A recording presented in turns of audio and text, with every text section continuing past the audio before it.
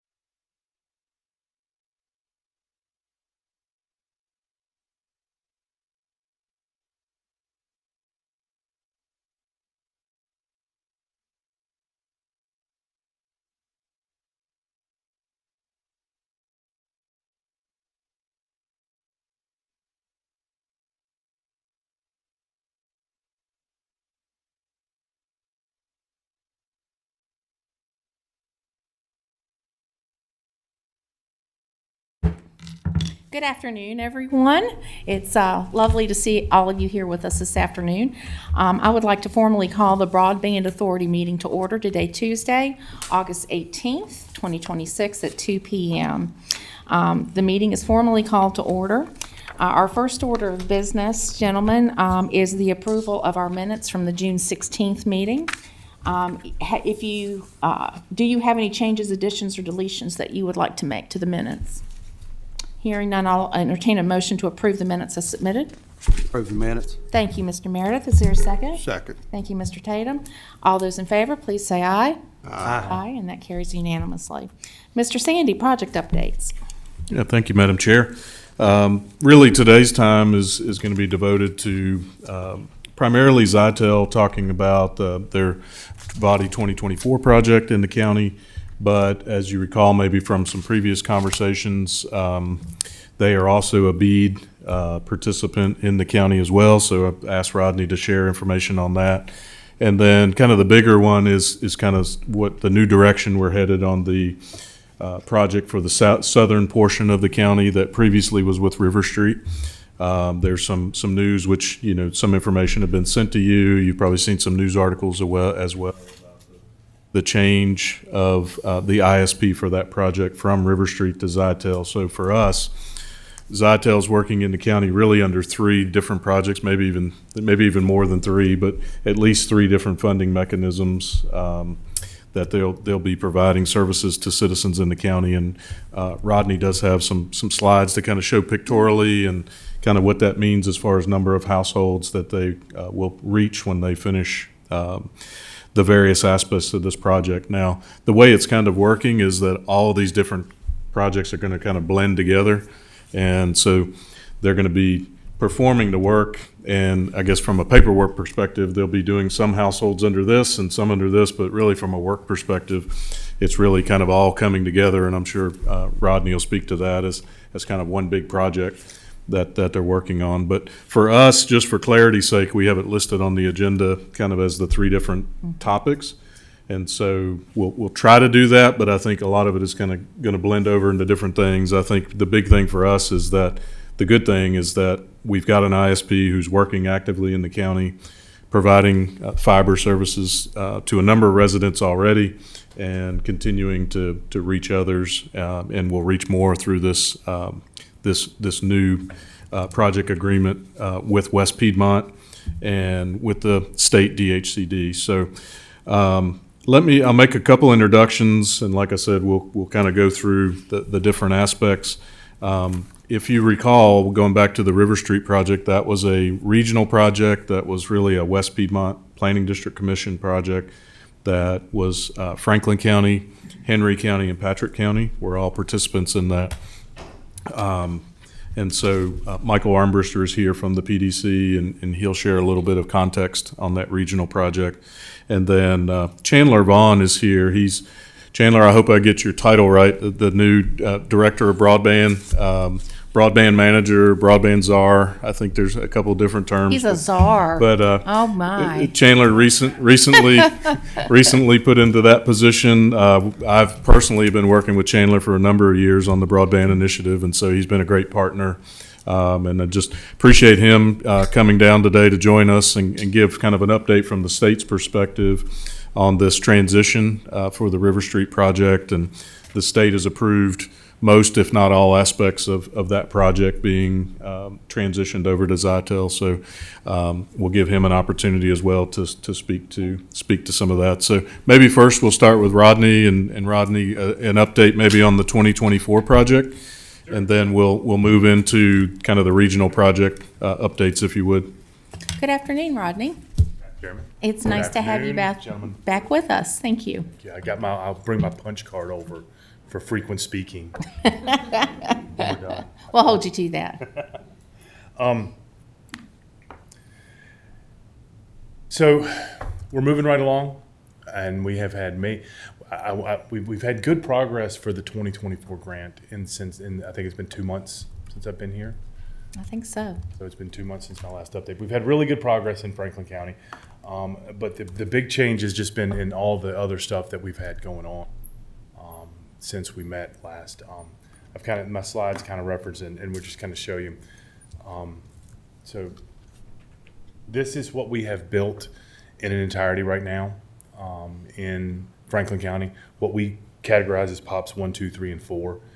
4 is still, under construction. I think there's some little laterals going on, neighborhood roads, private roads that we're pulling off of it, but in a sense, we've got about 118 miles fiber of the total project completed. We've got about 965 passings total that we can provide service to, and we've got 102 subscribers installed throughout Franklin County as of right now.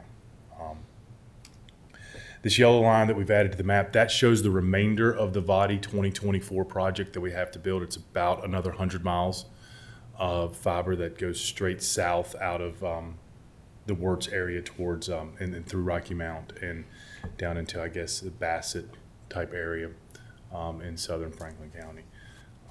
The project completion is still estimated to be around January 2027, which is the deadline for VDOT. We still hope to have that as the completion for the VDOT 2024, but with the changes and everything else that we've got, we don't know what we're doing. Because we have now a humongous project that we have a very short amount of time to get done. And the VDOT 2024, correct me if I'm wrong, Chandler, does not have the same federal government, ARPA, U.S. Treasury deadlines hanging on top of it, does it? Correct, but all those projects, as you know, are so intermingled where it probably makes sense you guys are building them out simultaneously. Yes. So the other projects have deadlines that have federal government, U.S. Treasury stuff, the RSN projects that we're taking over. So those have hard deadlines that we have to get to, or we're afraid the feds are going to start pulling money back from the state, which then takes away from the projects that you guys have approved. So we don't want that to happen. Right. So those have to become the priority. Those RSN, VDOT 2022 and 2023 projects have to become the priority for us, which if it means other projects are going to suffer a little bit, but they're all going to be commingled together. So, and you'll see when we start putting the stuff up here. So when we add in, this next slide shows your green route maps of what our engineering team is working on for the RSN assumption of the assumption of their build for VDOT 2022 and VDOT 2023. Right now, we are working with both River Street and AEP to obtain a status. Basically, they've still got to give us the status of what they have completed. Mm-hmm. We had a meeting with AEP last week. They're sitting right at about 360, 350 miles. They only think they've got about 25 miles of fiber left to complete. Yeah, for their backbone, which Rodney, is if I could interrupt, maybe this would be a good opportunity for Michael and Chandler to kind of set the stage for the Sure. regional project, and then have you come back then and speak to the kind of the timeline and the process that you guys are looking to follow, if that's okay. Of course, Yep. whatever you guys need me to do. Okay, great. Thank you. He's the maestro. So, Take it away. Hello, Micah. How are you? I'm well. Good afternoon, Madam Chair, members of the board. Happy to be here with some good news. As we've already kind of heard what's happened. I know we've been here many months with River Street and didn't hear much progress other than AEP. So I'm excited about the path we have moving forward. We worked through the corrective action process with DHCD and River Street, came to the conclusion that there was no corrective action. So we, Zytel worked with River Street on a term sheet. So now we're able to just move Zytel into the project. DHCD has amended the contract with us. So we're able to work with Zytel and just move the projects forward. Very happy about that. They're ready to move. So I'm excited to see the project start moving forward. We are finishing up the change of scope documentation. I think we just have 2 documents left based on the budget, so we're just working out those final budget numbers with Zytel and DHCD. Then the full change of scope should be submitted and hopefully ready to approve.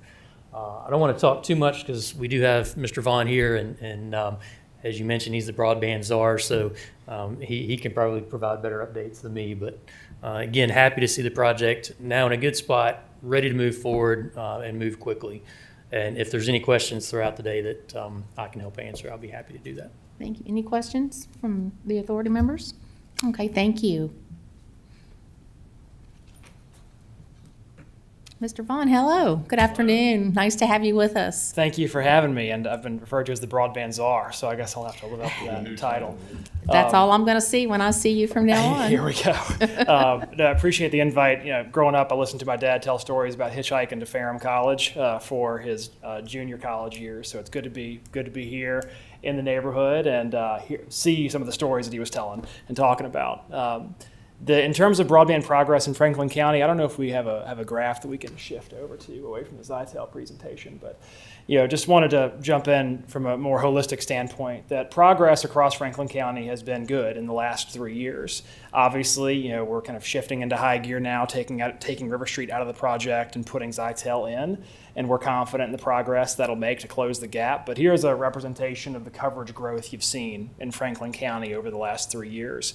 In the northeastern areas, a lot of that has been infill from Shintel, as you all know, with that body partnership.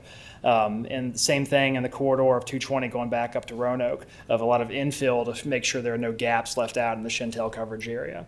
Of course, you can see there in the southeast and western portions of the county where we're going to be subbing in Zytel to take over and finish the job of what River Street did not. And I'm really confident in that project being set up for success, mainly on the backbone of Appalachian Power's fiber that's already been run in that area. I feel good about the position Franklin County's in to be able to finish that project out. Quite frankly, I think you're in a really competitive position ahead of other counties that we're working with to find a new company to fill in the shoes of River Street after we've terminated those agreements. So just wanted to speak from a high level there, show you the progress that's been made, and then I believe we're in good position to finish the job in Franklin and then throughout the rest of the region as we go about. Happy to answer any questions and talk process, answer any questions you may have. But Mr. Vaughn, I have one if I may. of course. I'm interested in the transition from River Street to Zytel. Are there hard line deadlines for transition purposes of closeouts? I don't know if closeout is the right terminology under the circumstance, but basically ensuring that Zytel has everything that they need in that transitionary phase in a timely manner. Mm-hmm. There is. The hard deadline for this project is now set by the federal government. So this to get into the details, this project that was under River Street, now Zytel, is funded by something called the Capital Project Funds. That has a hard deadline now of June 30th, 2027 for project completion. So based on Appalachian Power's backbone already being run in these areas, I feel good about that. Of course, Zytel is going to be stepping up to the plate and delivering there, but that is the hard and fast deadline now for the project is June 30th, 2027. Okay. So Go ahead. is that deadline was moved from what it was originally? That's right. Originally, the federal government had a deadline of December 31st, 2026. Mm-hmm. So the Department of Treasury at the federal level, who oversees those dollars, they were the ones that offered up the 6-month extension. We applied for it and were successful in getting that 6-month extension. Okay. Any other questions? Go ahead, Mark. And so you all are confident that that deadline will be met? That's Yes, the BEAD dollars and the other, Batty. the VATI 2020. I get confused. Yeah, on all these. right. And there are 4 different initiatives now that we're all kind of balancing, right? And the reason there's 4 different initiatives is that the maps tend to get better after every year, and you find homes that may have been left out of previous projects, and you fund those. And the BEAD program is the kind of the once and for all project where we've identified at an address by address level finally what homes do and don't have service. And I was speaking when Rodney was up here presenting previously that a lot of these projects are going to have to be done in tandem with each other because all these addresses are intermingled along a road, right? You may have 3 houses that are funded by one project and the next 3 houses are funded by another. And that's just because the maps have gotten better over the years. So when it comes to meeting that June 30th, 2027 deadline, there will be some degree of prioritization by Zytel, right? If there's one road that has all of the addresses funded by this capital project fund dollars, there's going to be some degree of prioritization to pick up those roads. But naturally speaking, to get to that road, there's going to probably have to be 3 others built, right? So you're going to see a lot of this progress happen in tandem. You may see some, I don't want to call it awkward, right? But you may see some kind of, well, why did Zytel make a dog leg there to get those addresses done? If they make an awkward dog leg in construction that you all see, it's probably because they're picking up the addresses that have been funded with this June 30th, 2027 deadline. Gotcha. Are you good? Any other members of the authority have any questions, comments? Thank you, Mr. Vaughn. We appreciate it very much. Glad to be here. Thank you all. Thanks. June 30th, 2027. You want to switch back to the other one? Yeah. That's a great And we'll- map, by the way. We'll probably have Chandler come back, talk more about BEAD too, after Rodney goes through. That's the next slide. Son. I don't do big long slide presentations with all kinds of information. What this map shows you is we have started our low level engineering, and this shows you the green route maps of where the RSN 2022 and 2023 body projects lie.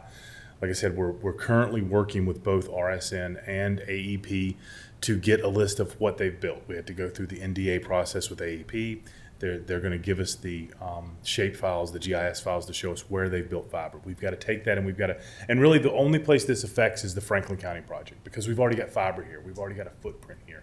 We've got to see, does that AEP fiber run that they designed for River Street, does it still fit with what we've already got? Does it, because they designed it for a River Street network that's coming from North Carolina up into Franklin County, whereas we build out of Bedford County north to south into Franklin County. So the design may need to be tweaked a little bit. It's not going to change what AEP did. We're not going to add work to anything.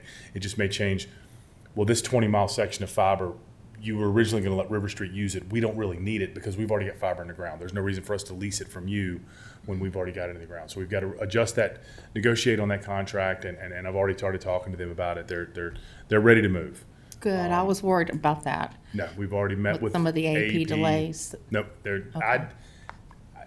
you didn't get any impression from AEP that they had any delays whatsoever. They're going to have their project completely done before the end of this year. They're part of the project. Okay.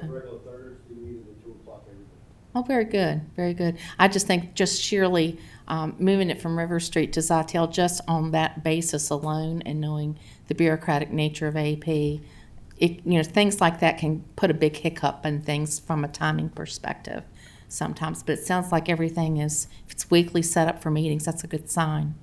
And then we have a meeting with River Street tomorrow morning, 9 o'clock.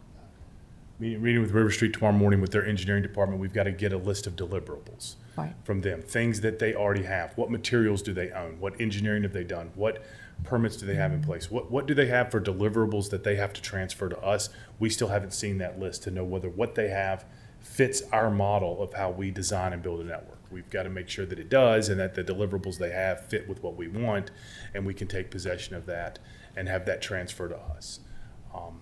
We have not waited on them to get their engineering. We have already started our own engineering and design for this area all the way down through Patrick and through Henry County. So we're doing it as one continuous project. We are finishing up a project in South Carolina right now in the Spartanburg area. We actually have our closeout lunch, launch, and learn event on Saturday down in Spartanburg at one of their local volunteer fire departments, and that closes out the project. The governor's office and everybody's coming in for South Carolina for that event. We have 10 construction crews down there working right now to finish the last little bit of that project up. They're all being diverted to this River Street Networks project. If we can have the engineering, we're trying to time it so that we have engineering and permitting, and in fact, we had a BEAD construction kickoff call yesterday with our project manager, Kevin, with DHCD. He lined it all up so that we had a meeting with 811, VDOT, all the teams were there, and I took control of the meeting a little bit to try to talk about this River Street and to say, listen, we've got this coming up. This is going to be the priority, and we're going to need your help getting permits, and this was VDOT in Richmond. So we were talking to them about, we're going to need your help to get these permits fast-tracked. We're going to need 811's help to make sure that there are no delays because so-and-so won't come and mark in timely manner and delays construction by a couple days, and then the rains hit and delay it a couple more weeks. We cannot have any delays in this project because we've got 10 months to get 2 years worth of work built. So you don't want rain, but we want rain. I don't want any rain. I don't care that I can't get my boat out of the dock and that the shoreline looks like a beach now. I don't care. I don't want any rain. I understand. Stay in this drought for the next 10 months. Sorry, that's horrible for everybody to hear, but from my perspective, I need no rain I need no snow this winter. I want a warm winter. I want to have to keep mowing your grass till December. I need to be out there working and construction. We needs to hear go you, in. Rodney. We'll be watching. So if we do get that and the lake drops another 10 feet, you can blame it all on me. Now, don't say that out loud. You're going to be killed. I know. I'm sorry. I disagree with that. I live down there too. So the next slide, now this shows our bead. We don't have any engineering level, low-level engineering for me to give you any route work on here, but this shows you the 1,705 eligible addresses that we have to serve within Franklin County for bead. That's the purple dots? That's the purple dots.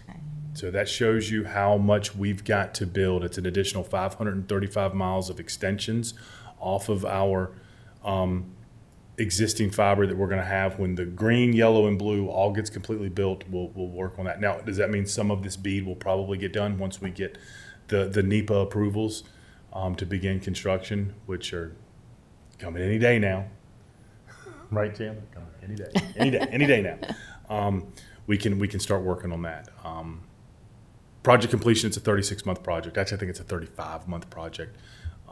So we're expecting our completion, if we start construction, around January, then we're expecting a January 2030 timeline for Franklin County. That's at Franklin County and Bedford County, just because it's our existing footprint. We've just got to build this neighborhood road and this neighborhood road. It's not going to be nearly that long. It's just little extension roads. There's a little bit of main line, little middle mile to build for the BEAD project, but it's not nearly as much as we have in some counties where we don't have a specific footprint. So once we get done with this project, once all these different colors are just one color, just blue lines of what Zytel has in Franklin County. So at the end of this tunnel, which, hopefully we'll be able to see the light at the end of that tunnel soon, Zytel will have total serviceable addresses in Franklin County that will exceed 10,000. Once all three projects are completed, we're going to have over 1,100 miles of distribution fiber throughout Franklin County, which by my estimations will make us the largest ISP in Franklin County. Wow. So between Franklin County and Bedford County, we're going to have well over 3,000 miles of fiber and over 35,000 passings that we can have, and it'll put us the biggest provider in the area for these. So the Smith Mountain Lake area will be the largest provider, especially when we get down in Henry County on the south side of the lake, down around Leesville Lake. So we're super excited about where we're going as a company. We've got 68 employees now, most of which live in Bedford and Franklin County. We expect to probably have grown to 150 to 200 employees by the time we get to this at the end of 2028, 2029, somewhere. That's one thing I was going to ask Rodney about capacity once you all moved into the River Street footprint, about Zytel's capacity. Are you at a good place right now, or are you going to have to hire up? We're going to have to hire up. Okay. Oh, that's guaranteed. I mean, Ted already talks to me about the 3 people he wants me to hire in engineering right now, and I'm like, nope, not yet. Are you worried about that? No, we've Okay. got pretty good results. I mean, and Okay. we do really well in the industry. I mean, when we put out jobs, people want to come work for us. I think we're a great company to work for. Good. I think we're in a great area that people like to work. You got to realize, for the other providers, the people that work for Shentel that live here, the people that work for River Street that live here, the people who work at Comcast or Cox that live here, they've got to go to Roanoke, they've got to go to Lynchburg, they've got to go to South Boston, where those companies are headquartered. There's a lot of talent here, right here in Bedford and Franklin, that work for Verizon. It's where Ted came from. That work for Shentel, that work for the other providers that are going into Roanoke and Lynchburg that don't want to anymore. Okay. They want to stay here. So we've had pretty good luck. We get plenty of, we haven't seen a loss of interest in coming to work for us. Well, good. Good luck with all of that, certainly. So like I said, we're super excited about where we're at and where we're going to be. There will be a lot of sleepless nights on my part over the next 10 months trying to get this River Street thing built, but we asked for it. We stepped into this, so and we're not going to let you guys down. We're gonna attack this wholeheartedly and get it completed. Well, I can say, Rodney, I believe I speak on behalf of the board. We're very, very grateful for Zytel stepping up and filling this gap. And our citizens are going to be the benefactors of this. And it's hugely important to all of our citizens and this board that we get this done. And we're very proud of where we are. Seeing that map just a few minutes ago and then being able to fulfill that with the work you're doing is going to be a day to celebrate. So thank you very much. You know, it's one of the things that Bedford County and Franklin County can both tout. And I lump you guys together because from our perspective, it's our home, you know, it's the Smith Right. Mountain Lake area Right. that we're the home community. But we go all the way out to Boonesboro and Bedford County, and then we're going all the way to Callaway and all the way to the extents of the other side of the county with you guys. But when you look at the services that we offer and the services available, we have the ability for Bedford and Franklin County residents to get 5 gig home internet service. I don't know of any provider in Roanoke and Lynchburg that's providing that. Really? Not at all. Wow. Comcast can come nowhere close. Cox can come nowhere close. And Glo Fiber's not even doing it because they still have all of the Shentel coax cable that's in their backhaul feeding that Glo Fiber. We're the only all fiber provider in the area, so we can provide 5 gig residential service, which we are. Nobody has taken, I mean, it's $400 a month, so nobody in Bedford and Franklin County have signed up for it. But in the Spartanburg area, we have two subscribers that have a 5 gig circuit. And we can offer up to 10 gig circuits for small businesses. So I don't think there's any provider in southwestern Virginia. You're going to have to go into Hampton Roads and northern Virginia to find speeds like that to get that type of service. So it's something that this community, your economic development departments here should really tout about what's available in this area. So. Yeah, do any of the authority members have any questions? Yes, Mr. Mitchell. Rodney, I'm sure you sat in on some of our meetings with River Street over the last, where they were here speaking, you already answered this question, but thank you all for stepping up, and you were 100% confident that y'all be able to take this to the finish line, right? We would not have went after the project if we didn't think we could. So when you all get by my house here on this map, what's that internet going to cost me a month? Are you a purple dot or? I'm assuming I'm a purple dot because I don't have a green or a yellow line. You can get the basic residential starter package, which we just changed. $59.95 a month. $59.95 a month for the basic starter package, which is a 250 meg over 250 meg. So it's double the FCC's broadband, more than double the FCC's broadband standard. And then you can go all the way up to, we have the most popular package we had is $129.99, which is a 2 gig download and 1.2 gig upload. Mm-hmm. And that's unlimited. We don't cap your data or charge you extra if you're going to download the entire contents of the Library of Congress, or if you have 4 kids that are watching Netflix 24 hours a day, 7 days a week. We don't care. We don't track your data caps or your, high-end speeds or anything like that. So you're not going to get a nasty letter from us telling us that you've downloaded 3 terabytes for the month. So, and then, you can get up to, like I said, the 5 gig package, which is close to $400 a month. But, it's 5 years from now, 10 years from now, who knows, 5 gig or 10 gig is going to be the standard. That's $69 a month. It changes as the internet changes, as we are streaming 3D holographic images into our home, or whatever it is that we're doing. Who knows what we're going to be doing? I mean, that's just it. Everybody wants every single show. I mean, my dad was watching a show called Emergency from 1977, streaming off of Hulu. Who in the world decided to take that? Yeah, boy. Huh? Yeah. Every show, every TV show you've ever thought of that's ever been made, everybody wants it on demand, instantaneous, at their fingertips, stored in the cloud that you can stream. So it's just an enormous amount of data out there that, that we have to facilitate getting into people's homes. They want to see it. They want to have it. So. Well, we're very appreciative. Just one more round. Any comments, questions? Mr. I Sandy. think you are a purple dot. Yeah, I look like a purple dot. I know, Mr. And hopefully that's not a 2035 dot.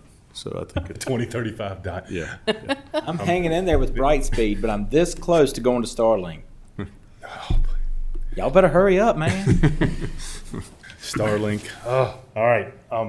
So I think this map is really good and telling, and just to recap, I mean, the blue and the yellow is really the VDOT 2024 project that the county has with Zytel. Mm-hmm. The green really represents what they're taking over from River Street, that service area. Yep, which is, and the green is VDOT 2022, and which one's VDOT 2023? I don't either, really. We're lumping it's it kind of together. all intermingled. We're not DHCD is going to have that segregated, and the planning district will have that segregated. From our perspective, for a construction standpoint, we're just building it all as one contiguous project. Right, and then the purple represents the BEAD, the remaining federal funding. And then I would like, if Chandler wouldn't mind, maybe to just come back and speak more generally about the BEAD program and process in the state. I think would be helpful contextually too, just to kind of understand where that's gone, where it's headed, and kind of where we are in that process. But I think this map is good just to kind of show. Yes, and it also shows the complexity that we've kind of shared for years, and Chandler kind of alluded to it too. It's just as mapping has progressed and changes in technology and various things, it's been very much a spider web of kind of getting broadband out. But I think, with this picture, we can really see, the future is close. The end hopefully is close within the next year or two of getting really most of this done by that time. Where is your purple dot? He's going to make sure. Look at the Franklin County Parks and Rec there on Right above the red Sontag, bar. in that general area. The only other address that I definitely know where it's on here is Bill Stanley's. I've been reminded many times I'm sure Bill where has- his address is. I'm sure he's got you starring it. Thank you, Rodney. Thank you, Rodney. Thank you very much. Is it possible to shift control over to this one? I've got a couple of maps online that would Sure. be helpful to show and Sure. share here. And I think put Chandler on the spot there, by the way. That's all right. We didn't plan that, but I thought it might be He helpful. looks highly capable. this is what the broadband czar does. That's right. You pull up maps. So, There you go. Right. Let's see here.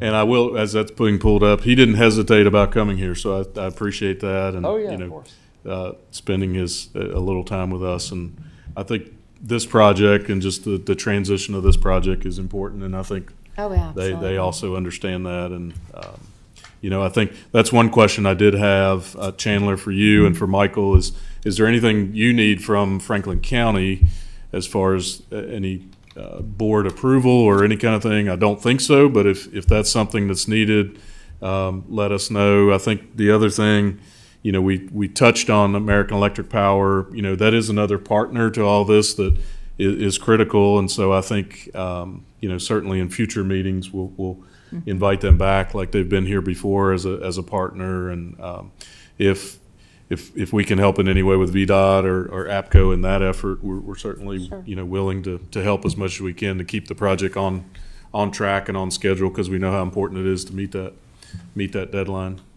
Course. So if there is anything else you can think of that you do need from Franklin County, please let us know. We certainly will on the state's behalf. Likely need to defer to the Planning District Commission on some of those questions. But in terms of executing agreements to formalize the transition from River Street to Zytel, we've done those with the Planning District Commission. So I don't have anything on my list in particular for the county, but we'll certainly keep you all posted on that front if we Thank do. you. Working on pulling up the map here and working on pulling up what broadband coverage looked like about 3 years ago in Franklin County. Sometimes it takes this layer to load a lot because it's got to process through about 3 million address points across the state. So we'll see if it pulls up a red coverage layer here. But we work in this alphabet soup of broadband programs and acronyms, but this just really breaks down the work of Franklin County over the last several years. So the red areas that are now coming up on this map represent what broadband coverage was in June of 2024. That's on this map. That's as far back as we can. Of course, if we went back to 2021, it would be less coverage. And these last areas are popping up here now, so just bear with me. Franklin County now has participated in several years of state broadband investment grant programs. In 2021, that project evolved into a Shentel partnership where you built out and extended their cable and fiber network in the county. 2022 was a large investment year, and it's a combination of two different grants. One was Shentel with the county to build out service there, and then the other one was the one we're talking about now, formerly with River Street Networks, now with Zytel. Franklin County, forgive me not knowing, but also participated in a 2023 grant program. That was also formerly a West Piedmont PDC and River Street project, but we've also transitioned that over. So this is technically two different grants, formerly River Street, now Zytel. You can see I'm just going to toggle these on and off so you see where those 2023 areas are. And then 2024 funding, you can see there as well, that's the Zytel project in 2024, and I'll toggle on and off there so you can see where that came in. And that represents those blue and yellow lines that Rodney was showing earlier. I said at the beginning that broadband grants and the number of broadband grants can be explained by the maps getting better and better and better. So back in 2021, it looked like a wireless company served the entirety of the county, right? And over time, through either deactivating service coverage or us getting better data about whether or not the coverage is available, we find additional homes that need investment. We've gone out and invested in those areas. The BEAD program is the final stake in the ground on broadband access. And you can see here those purple dots across the county. The reason BEAD looks like TV static is because that was the first time we had address level maps to know whether or not to the individual home if there's broadband coverage available at that address or not. So you're seeing in the BEAD funded area, there's a lot of infill. There's a lot of infill in Zytel's existing footprint and several grant programs leading up to today. There's also a lot of infill in the Shentel cable footprint up against the lake. And a lot of those are explained, and maybe you hear from constituents over there if your district is over along the lake, right? Where if somebody's got a 1,000-foot driveway or a 2,000-foot driveway, maybe the existing carrier there has declined running an extension down their driveway because it's cost prohibitive for them to have any ROI on that address. Well, we've picked those up finally under the BEAD program, and Zytel has been funded to come in and build to that address. So it's not our intention to offer two forms of service under the BEAD program, but that's in some cases what's naturally going to happen, especially in these areas where you see a lot of purple dots in places of red existing coverage and then green VDOT funding, where the net result will be constituents and folks having choice of what internet service to offer. And that's not our goal going into it, right? We want to be good stewards of public dollars and make sure we're offering at least one service, but I think it's a good outcome, right? Competition being a good thing in the private market and folks having choice of what service to subscribe to. Let me briefly show in closing who are the BEAD winners at each address. Zytel, of course, is the predominant awardee in Franklin County. I apologize, they're going to be gray on this map, so it's best if I zoom out a little bit so you can see the footprint, but that's what Rodney shared earlier in terms of the purple dots. You could also see the River Street Awards in Franklin County. This is about 80, I think it's about 50 addresses. We've recently terminated those BEAD agreements and will proceed with the rebidding process for those 50 addresses in Franklin County and keep y'all posted on where those land. Not trying to read the tea leaves or get ahead of myself, but those 50 addresses are going to predominantly be in the area that Zytel is now building out off of the Appalachian Power backbone. I'm not going to tell you Zytel's going to win those addresses because we got to go through the competitive process. But in general, I'd imagine they'd be able to submit a pretty competitive proposal because they're already going to be building in those neighborhoods. A couple other things we want to say in terms of the BEAD program. Heard Starlink mentioned previously. Starlink won some infill addresses in the western portion of the county in the Ferrum area and then north up against Floyd County. You can see about 100 of those addresses where Starlink is the provider. We have signed our BEAD agreement with Starlink, and I understand they're moving quickly to offer service to those addresses. That'll come to them in the form of a mailer to say you're eligible for Starlink coverage under the BEAD program, and then folks can sign up for service from there on. There are a couple, meaning 2 or 3 or 4 addresses in the county that are a part of Amazon Leo's BEAD award. Amazon Leo is going to offer a similar service to Starlink, and they're in the process of launching their satellite capacity now and will activate service in the middle of 2027 for their low Earth orbit satellite coverage service, shortened to LEO is the fun acronym there. So glad to answer any questions you may have, but the bulk of it is Zytel, which you have the details on now through Rodney. Thank you. One question on the SpaceX. If someone already has that service and they're now eligible, do you know how that will work? We're working on that now. When it comes to federal compliance with these awards, there's a lot of service provision requirements, and we're making sure all of those apply to these locations, even if they already have a terminal at those addresses. Any authority members have any questions, comments? Okay. Are you good, Mr. Sandy? Thank you so much. Can I say one more thing? Certainly. So, you had asked if there was anything the county could do, and I can. I know you want us to make it not rain, right? You made that clear. I don't want you guys to have that looming over your head. You have a proposal in front of you that I got, that we put together with Jeff, and I'm going to butcher his last name, Enternock, with Emergency Management Services. I think you're going to see that soon. There's got to be some public hearings, full transparency to the government, but it's the co-location shared agreement between us and paid emergency management services, so that we can A, backhaul your radio links between all your towers, B, utilize the co-location of all the existing communications buildings that they have throughout the county, one being in Burnt Chimney, which is part of the VDOT 2024, but there's 10 other locations that we could potentially use throughout this project that we have an agreement with, and you guys, I'm sure, will get a copy of that agreement. You can read through it. I just ask that we need to, just like I asked VDOT and 811, to put an emphasis on everything, not having any delays on this. I know you have to have your public hearing. It has to be advertised for so many days, but if we could just set that to happen as quickly as possible, because all of that builds on every single mile of fiber that we have to put in the ground. We can't really finalize any design plans until we know that we have the secured locations for those pops and stuff in place. So, That's point well taken. all right, Thank you, Rodney. thank you.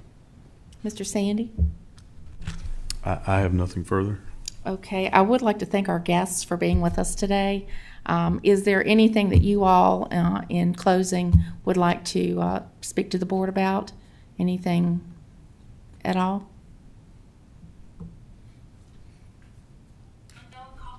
I'll just say briefly, Steve has been a strong advocate, I think, of the board when it comes to cellular coverage in Franklin County. We are trying to incubate a program around cellular coverage, but a lot of it hinges on whether or not the federal guidance that comes out for the remaining BEAD funding allows for investment in cell towers. But just want to let you know, you got a strong advocate here with the administrator when it comes to expanding cell coverage. And we worked together a lot the first part of last year until the federal government paused that planning process. We're hoping things pick back up this late summer, early fall when it comes to cell service. We'll certainly keep y'all posted through Steve when it comes to that work. But just wanted to say that briefly because we've worked on it in the past with Franklin County and know that's a concern as well, especially when it comes to emergency services. Yes, thank you, Mr. Vaughn. Glad to. Okay, I will move on the agenda. Are there any other matters or comments that the authority members would like to make at this time? Anything? Okay, I will entertain a motion to adjourn. So moved. And second? Second. Thank you. And all those in favor, please say aye. Aye. Aye. Okay, very good. We are formally adjourned. Thank you, gentlemen.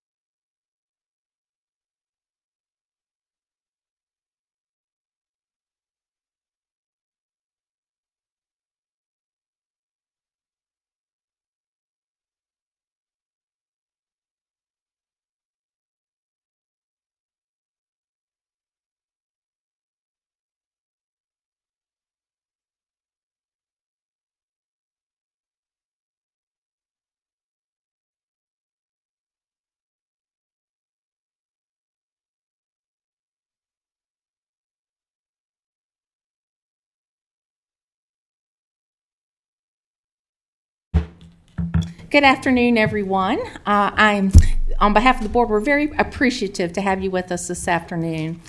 I'm officially calling the meeting to order today, Tuesday, August 18th at 3 p.m. We will have our invocation offered by Supervisor Mitchell, followed by our Pledge of Allegiance by Supervisor Quinn. So if you would all stand, please. Good afternoon, everyone. Glad to have you with us. Let us pray. Dear Lord, thank you for bringing us all together here. Thank you for this good group of people who leads the county. Lord, please be with us. Help us make wise decisions and things to move this county forward. And a reading from Proverbs 10:19. When words are many, sin is unavoidable, but he who restrains his lips is wise. Amen. Amen. Allegiance to the flag of the United States of America, and to the republic for which it stands, one nation, under God, indivisible, with liberty and justice for all. All right, thank you all very, very much. The next thing on the agenda is actually approval of the agenda. At the will of the board, I'd like to defer briefly to Mr. Sandy. He's got a couple changes that he would like to suggest for the consent agenda. Mr. Sandy. Thank you, Madam Chair. So what we would request is remove item number 12 from the consent agenda from consideration.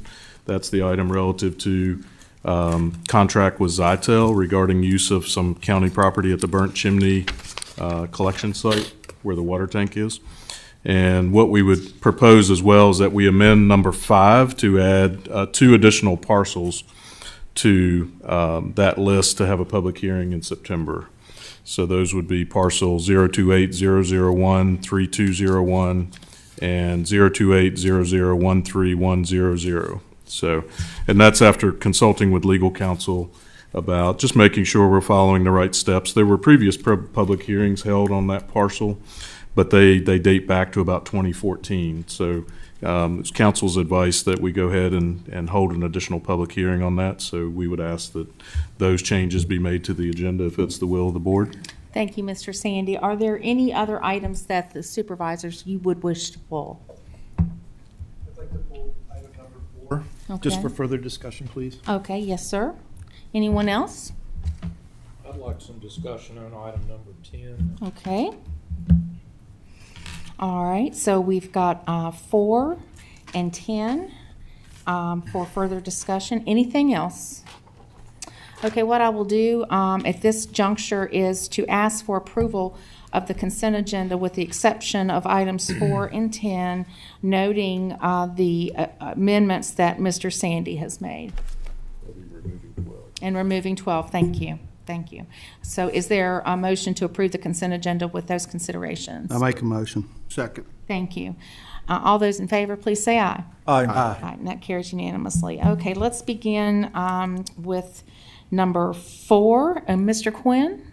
Sure, so I understand what we're getting in reading through the write-up, but I'd just like to have a better feeling that what we'll get will be actionable, that we'll do something with it, because I know we had a similar program back in 2023, and I'm not sure what happened with that. And so I would just like to hear more around what we'll do with the results from the consulting study and feel better that it's going to produce something actionable for the county. Okay. Mr. Sandy? Yeah, I'll look to maybe Danny can provide some additional insight on this request for proposal. Good afternoon, Danny. Good afternoon. So to answer your question, yes, there was a data pull in 2023.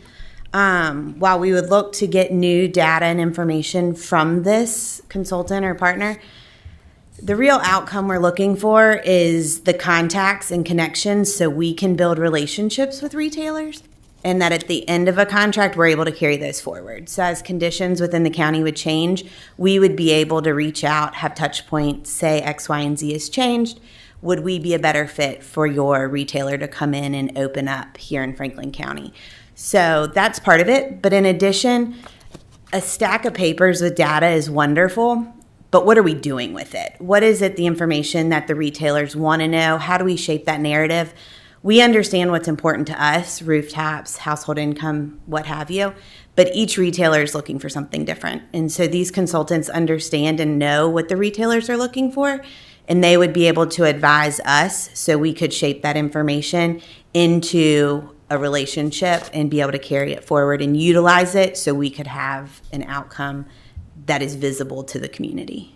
Okay. Do you have any questions, Mr. Quinn? Just one follow-up question. So I saw a lot of the 2023 presentation, and one of the interesting features of that was they're now using cell data to count people rather than road strips like they used to. And I wondered, will some of this cell data where they can understand what's going on with the population in Franklin County due to the cell beeps that they get, will that be part of this also? Do you know? It should be, and we can ensure that that would be in the RFP. What's in the packet is really just a request to put out the RFP. So if there's specific information that we would like added to that scope of work or deliverables, we can ensure that we include it. I think that would help a lot, Okay. because I think that in certain cases, the developers, they don't have that. They're counting rooftops or even the old road strips, and it's just not the best way to do it. And some of the cell data, I think, could really bolster what we have. We can be sure to include it. So, thank you, Dan. So, Danny, would that require an adjustment to the RFP scope? Yes, we would need to add that in. There's several bullet points in there. I don't have it in front of me, but we can make sure we put it in there. Okay. Mr. Quinn, does that thanks. satisfy? That's good. Yep. Okay. Thank you, Dean. We appreciate Thank it. you. I got a question. Yes, Oh, sir. sure. I'm sorry. Sure. I know we're part of a partnership with the area. Is this something that they don't, do they have the research or data stuff with our partnership? I'm just kind of concerned, not concerned, just curious. If we're paying for a partnership that's supposed to help with economic development and all that, So they cover why would a- this be separate from what they could provide to us? Absolutely. They cover a lot of the industry, larger industry, not so much on the retail side. Retail is a whole different beast, and there's different categories of it. You can do big box, you could do coffee shops. And what we're looking for really is intentional development in the designated growth areas around the county for what fits best here. We're not looking for the large-scale industry in this realm. And so while the partnership is a wonderful asset and can absolutely pull data for us, they're not going to have the contacts and connections that some of these retail consultants have. Okay, and what is, I didn't see a budget. It's in her budget.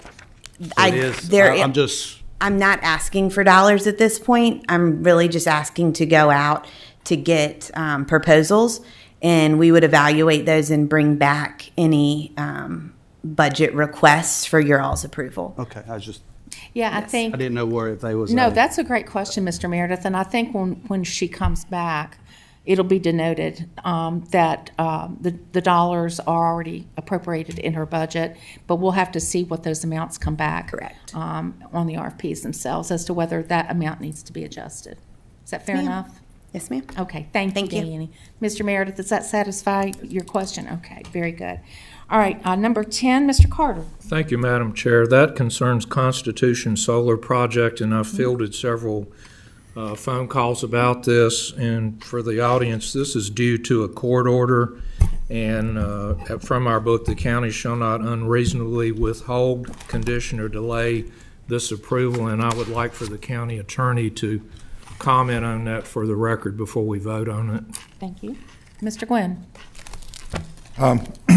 The long and short of it is, the judge found that we made an error when we decided that it did not comply with our comprehensive plan on a 2232 review. And because of the way that land use laws work in Virginia, the judge himself can't order the approval, but he can order us to approve it. And so that's what that order did, and that's what we're doing today. And I will say this, the Constitution Solar also agreed to enter into the development agreement that we had posited initially as being required. It's not clear under the court's order that it would have been, but they did, and we're appreciative of that. But we really are in a position where we don't have a whole lot of choice, because all the factors that fit with the comprehensive plan, they met. And under the circumstances, court found that our denial violated the law. Long and short of it. Does that satisfy Very good, your thank you. question? Mr. Tatum? Do we have a copy of that signed court order? Mm-hmm. Okay. Mr. I would Mitchell? just like to add that I find that we're extremely fortunate that they've agreed to enter back into the original agreement with the upfront money and the things like that. That didn't have to happen. And I would ask, we'll talk about it at a later date. We've got some work that's got to be done down there at Fort Mountain for the paid staff at that building. So I would like to see, we'll have this conversation when that comes up. Maybe some of that money coming from this would be a great benefit to that community. Okay, thank you. In Okay. that regard, Mr. Mitchell, I'd be remiss if I didn't commend my partner, Chris Dadak, for doing the negotiating Yes, with and- me. Well, please He did a heck of a job to get Constitution to agree to do that. And please convey our gratitude to Mr. Dadak. And I would just reaffirm the fact that this project is in one of our non-zoned areas. And as such, utility solar farm going into these areas, they do not have to comply with our zoning ordinances. They do have to comply with the comprehensive plan. And they have to demonstrate alignment with the comprehensive plan, and they have done so. So I think that this will bring finality to this matter. We have in our hands the signed order of the court. So I want Mr. Tatum. One more question. Sure. Does this acreage come off of the total acreage that we have? So, okay, so this acreage comes off what we previously passed as a county ordinance dealing with solar farms. What did we set, 1,500 acres There is a top of countywide? 1,500 And acres. so this yes. comes off of that? Correct. Okay. So meaning when we reach a point in the county, the entire county, that our solar farm acreage reaches 1,500, then we're done. And we will not be approving or being asked to approve any further utility solar farms. Can we look at that possibility of lowering that number? We can do whatever is at the will of the board. If you'd like to make a formal request, Mr. Tatum, that the board take that discussion up. Mr. Gwynn, do you have a problem with that? No, I think that we probably are going to, we'll have to do a little looking and see what other folks have done and see what courts have approved as far as minimums. Okay, But, okay. Yeah, I think it's the will of the board. So, Mr. Tatum, does anybody on the board have objection to us taking some next steps for investigation with potential, this issue coming back before the board for discussion and/or action? Anybody object to that? Okay, Mr. Tatum, consider it done. Thank you. Sir. And Mr. Gwynn, if you would assist us with that, that would be great. Sure. And Mr. Sandy. Could I recommend you take action? Oh, yes, absolutely. On these two items? Yeah, yes, sir. Okay, so at this juncture, we will entertain item 4 and 10 separately for approval. I would ask for a motion to approve item 4 of the consent agenda. I'll make a motion. Thank you, Mr. Quinn. Is there a second? Second. Thank you, Mr. Tatum. All those in favor, please say aye. Aye. That carries. I would also like to entertain a motion to approve item 10 of the consent agenda. I'll make a motion. Mr. Quinn, did you make that motion? And Mr. Jamison, second. Okay, all those in favor, please say aye. Aye. Opposed, like sign. Okay. All right. Thank you all for that great discussion. We are going to jump back to a fun portion of our agenda. I got a little bit ahead of myself. We want to take an opportunity this afternoon to honor our wonderful public safety chiefs and the first one beginning Callaway. So, Mr. Jamison, if you would like to, we'd like to call forward our Callaway Fire Department to come to the front, if you would be so kind. And Mr. Jamison and I will present a resolution.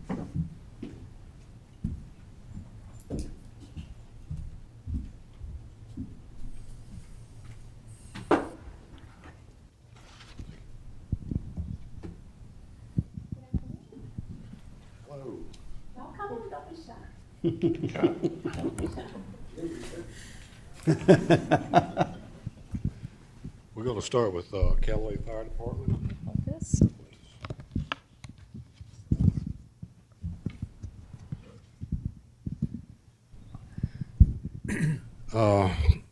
we recently celebrated 60 years for the Callaway Fire Department. That's amazing. It's resolution appreciation. It says, whereas the Callaway Volunteer Fire Department proudly celebrates 60 years of dedicated service to Franklin County. And whereas since the founding in 1966, the department has faithfully served its community through emergency response, public education, leadership, and volunteerism. And whereas through 6 decades of service, its members have embodied the values and honors, sacrifice, and commitment, and defined the volunteer fire service. And whereas the department 60th anniversary represents a remarkable milestone and serves as a testament to the generations of volunteers who have devoted themselves to protecting neighbors and strengthening their community.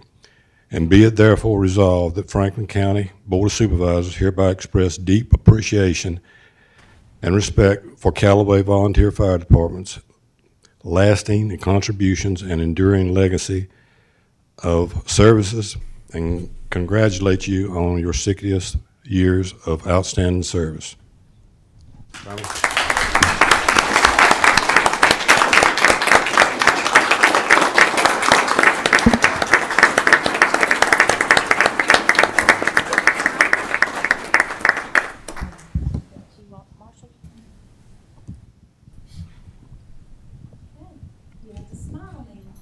Kevin's over to the right. All right. James Webb, bless your heart. Resolution of appreciation. Whereas Chief James Webb retired from Callaway Volunteer Fire Department. Not retired? You ain't leaving, are you? Bear with me. I need them.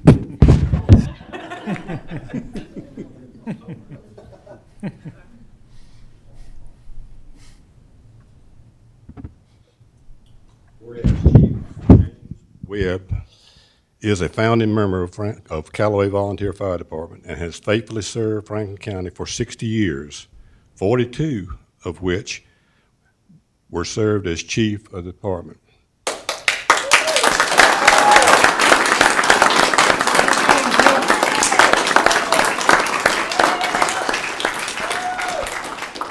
That's amazing. Chief Webb has dedicated his entire volunteer service career to a single mission, serving the citizens of Franklin County and helping build Franklin County Volunteer Fire Department to the organization that is today. And whereas his leadership has spanned generations of firefighters and community members, mentoring countless volunteers while preserving the traditions and values of the volunteer fire service. And whereas Chief Webb's longtime service represents an unparalleled commitment to public safety and leaves an enduring legacy that will continue to benefit Franklin County for generations to come. Be it therefore resolved that Franklin County Board of Supervisors hereby express deep appreciation and respect for James Webb and his service and his lifetime commitment to Franklin County and its residents.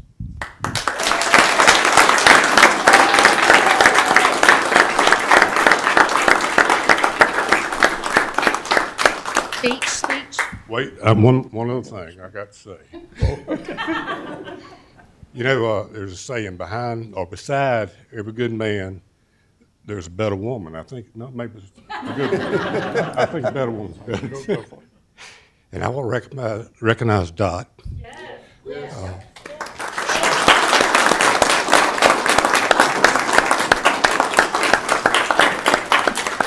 For 30 years, James says. But I tell you one thing, Dot, God bless you for putting up with James. We really appreciate it. You know, she goes on calls, all these people do, and their neighbors, where you going to. And sometimes it's tragedy. But Dot, thank you. Their neighbors, put just a hug, anything, give them, I know. But thank you so much. Thank you all. 60 years. Wow.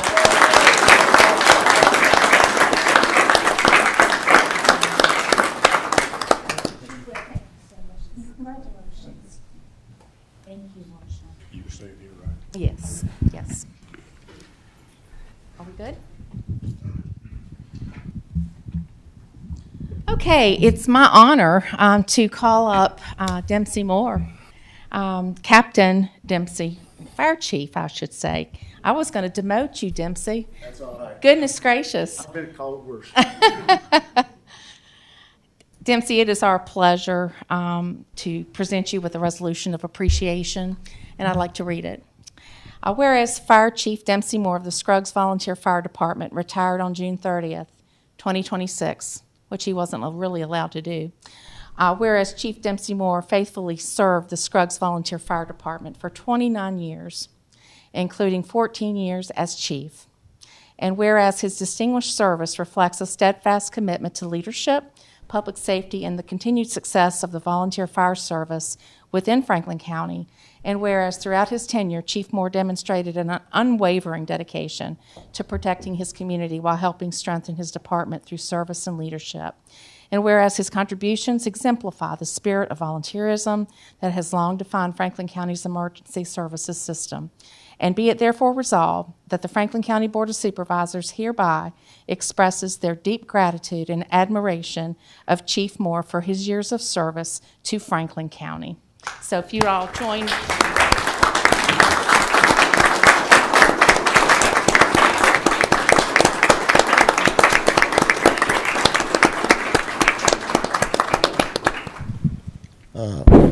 I just want to say I'm nothing without these people right here. My success has been because of them. My wife, 50 years, she's been with me. She's put up with a whole lot of me being a chief. And James will tell you, we're nothing without the community and the people that's there with us. We're nothing. You know, they deserve the credit too. I appreciate this. And I just retired as chief. I'm still helping out our new chief, which is a great man.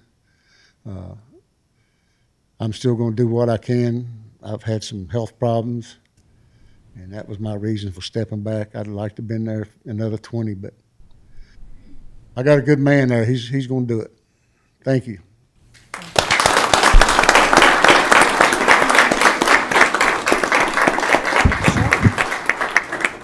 There we go.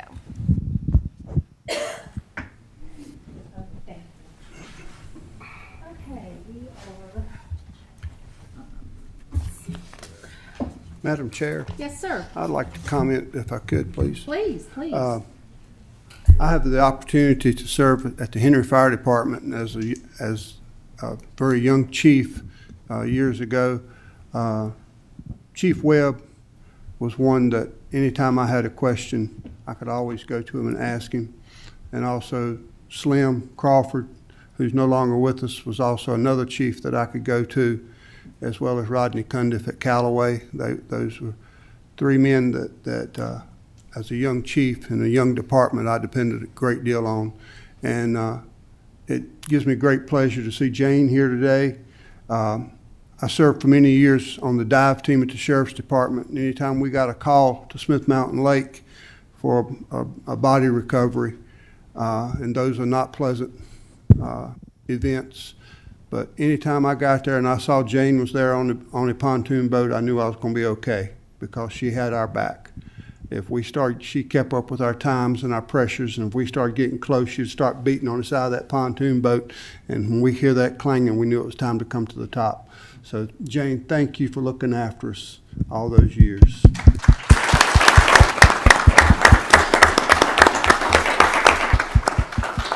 Thank you, Mr. Tatum. Words well spoken. Mr. Meredith. Yes, sir. So Mr. Meredith is going to present for his district. And if we, is Captain Peters, is Chief Peters here? I apologize.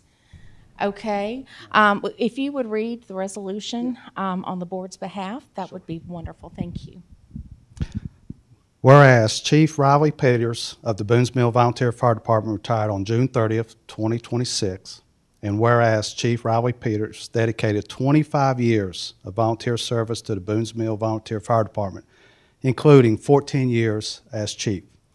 And whereas throughout his distinguished service, Chief Peters exemplified leadership, professionalism, and commitment that defines volunteer fire service.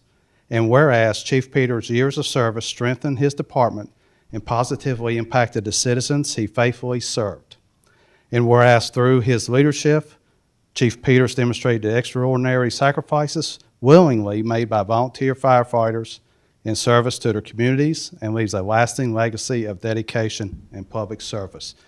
And be it therefore resolved that the Franklin County Board of Supervisors hereby express their deep appreciation and admiration of Chief Riley Peters and his years of service to Franklin County.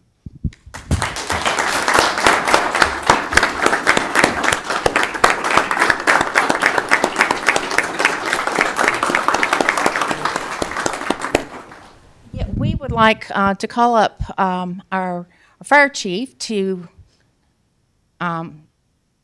I'm going to spit these words out if it kills me, to present this to Riley on our behalf. Thank you. Okay, we would like to, again, Riley, what a great service and a career for Franklin County. Our chiefs are excellent advocates. When I think about all of our chiefs advocating for their districts and for their stations, we stand above anybody else in the state. And we are very blessed to have our volunteers providing the services that are so critical to each and every family in Franklin County. And folks like Chief Moore, Chief Peters, and so forth, we are very blessed that they have the careers that they've had with us, and we remain very grateful moving forward. So thank you. As Madam Chair is coming back up, I'll just let the board know too that we are, Chief Fowler and his staff are working with the Volunteer Association to do some additional kind of recognitions of other public safety personnel as well. So we want to make sure we have a kind of a program in place, and we'll bring that back to you at a future meeting. So just wanted to point that out. But certainly with the Callaway celebrating a significant anniversary this year and 3 long-serving chiefs retired, we wanted to make sure we acknowledge that as well. So thank you so much. Thank you all. Okay, we will move on our agenda. Our next item is to call Lisa Lewis up from VDOT. Lisa, we're so pleased to have you with us this afternoon. Thank you. Good afternoon, Madam Chair, members of the board, and Mr. Sandy. Happy to be here today to talk about our report. It should be in front of you, so I'll just hit some of the highlights on it. First off, the previous 30 days, we did finish a pipe on Green Level Road that was closer to the end of Bethlehem Road, so that's all finished. The next 60 days, Madcap Road, Route 736, that actually has been completed. That was a low water structure replacement, and we finished that last week, and it's open. We're actively working on Birds Mill Road, which is closed. It's a loop road on Route 40. That's in the Union Hall District, so that's in progress, and it should be completed by September 4th. Still doing secondary mowing. Route 40, Franklin Street, the paving operations that were happening there, that is complete. And then we're patching in preparation for next year's schedule. If you go to page 2, land development. We just finished reviewing a pretty significant housing development in the Westlake area. So we've provided comments back on that. And we have, of course, the ongoing VDOT grant permits. And from what I understand from Zytel, we have several miles coming for us. So we're going to be very busy, or I'm going to be very busy. Moving on to our traffic studies. Route 623, Ingramville Road, we sent in a work order for traffic study on that. Completed safety study, Brooks Mill Road, we had a crash, so we reviewed that area due to the crash, and they recommended just additional double-sided chevrons. It's a sweeping curve there near 1129 Ponderosa. It's in the Union Hall District. And then this isn't on there, but recently we added a stop bar at the intersection of Scruggs and Guilford. You may be familiar with that. We added a stop bar there because we've got quite a bit of pavement there. We have a few concerns about the sight distance, and we didn't have a stop bar, and I think they were stopping at the stop sign, which was a little farther back, so we added a stop bar. And that should have been done last week. Project status. The only change, nothing has changed on these two, but I have moved some things to our construction. If you'll go to page 3. So a couple things to point out, 220 and 919 Grassy Hill, that project is actually in progress. They are working at night. And you should notice a temporary reduced speed limit there of 45. That should be in place now. And during phase 2 of that project, they will be closing the crossover, which will be a significant impact. There will be message boards up like they did for Bombrook Mill. When phase 2 is going to start, I'm not exactly sure, but we'll keep you all informed. But that's a pretty significant impact. There are several ways to get through that. Burgess, Green Level, Brick Church. We won't be signing a detour like we did for Bombrook. And you can also just come out, go southbound, and do a U-turn if you're going to Roanoke. But again, that's pretty significant impact.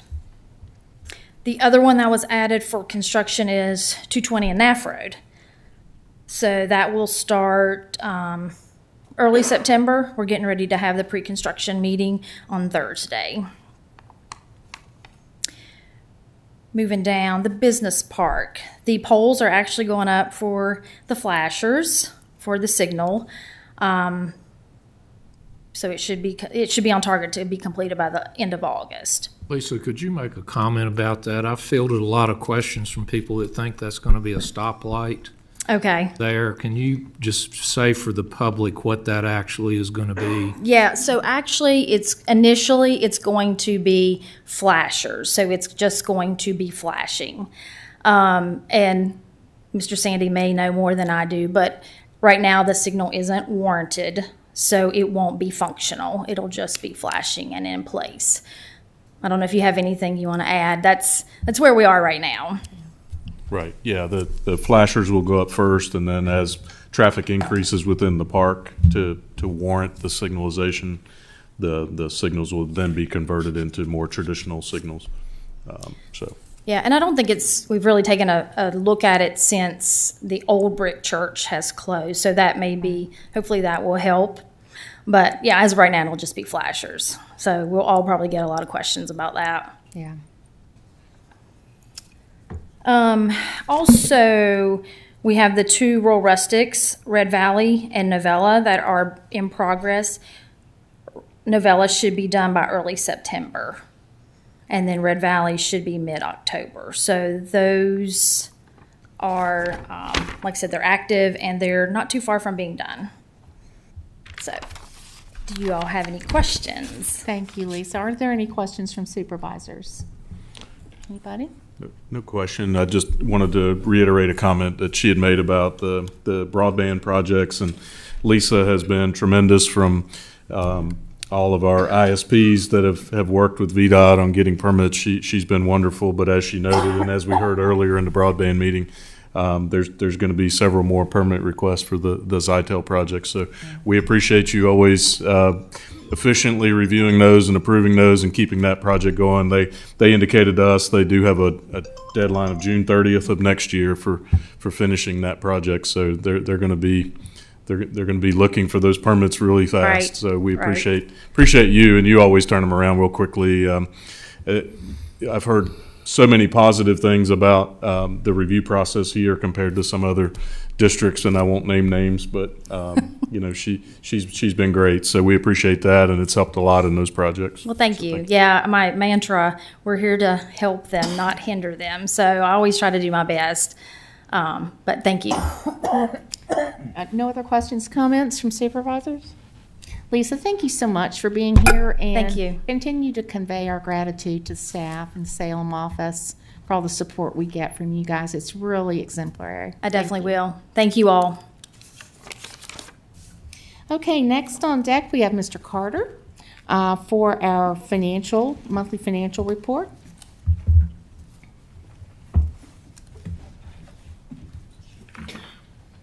All right. Madam Chair, thank you, members of the board. So you have in front of you as well as on the screen a presentation for finance report. And so we are really 1 month into the fiscal year, and so we're only talking about 8.33% of the budget. And so what we're looking at is 1 month into the year doesn't provide a lot of trend data for you. One thing we have done this month is we're trying to, for the sake of maybe being a little more efficient, won't have every slide in the presentation because I feel like sometimes it's a little repetitive. I'll speak to some things, but I won't have detailed graphs on everything. And then we'll see how that goes because I know there was some additional information requested at the last meeting. So the general fund presentation, you can see the percentage of budget to the right. This is to the far right. This is typically what we look at. So the first month of the year, again, we want to be at around 8%. You can see most of our revenue categories are at that 8%, some are above, depending on. Your property taxes are below. We would anticipate that. They're a twice-a-year collection. They're not a monthly collection. One thing I'll note, under other local taxes, because I do not have those detail slides later, sales tax is up a little bit year over year. I know we have discussed transient occupancy and meals tax, especially with drought conditions at the lake. They're down slightly, but roughly they're relatively the same, on par with where we were with July collections in the prior year. So not a concern for meals and occupancy tax at this point in time. So glad to hear that. So as far as expenditures, you can see for the most part, the two categories that always at the first month or two of the fiscal year specifically are a little above that benchmark, your general and financial administration and your community development categories. And those are the categories where we process a lot of your annual payments. The county insurance, monthly dues, maintenance service agreements, contracts out of information technology for our various partners, those tend to get processed July, first check run or two of the year. So it will run a little ahead and then that will equalize as we go throughout the year. And that's just because it's an upfront lump sum payment. So the graph revenues, you can really see just for the first month, that one blue dot, we're really relatively the same. I'll break that down a little for you in the next slide. So you can see we're down a little bit in the current year compared to prior year in property taxes. Other local and state revenues roughly the same.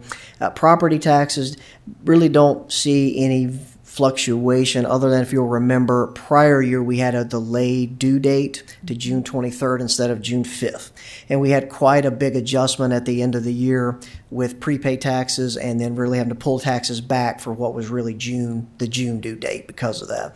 So what we likely are seeing is a lot of those were just made by June 30th this year because we had a June 5th due date and not a June 23rd that didn't spill over into July. It's not a concern as far as collection.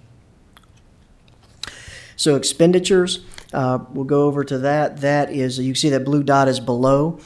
Most of that reason is because of the school transfer. So on a positive side, we received a lot of revenue during the month that will likely go back to prior year. And so that's one reason we don't have a school finance update in the sense of Ms. Shawver here, because all of those year-end entries are being made, and really we need another month to clean all of that up and have it ready for preparation. So last year we had to transfer $2.9 million to the school system in July of the local county money to cover their cash deficit. We only needed to transfer $475,000 this year for the month of July. So that'll be for prior year. So as all that works out, it will eventually catch back up. Those operations won't continue into August, September. The county will need to transfer its local. But that's why you see quite a big difference in the reduction in expenditures for July compared to last year.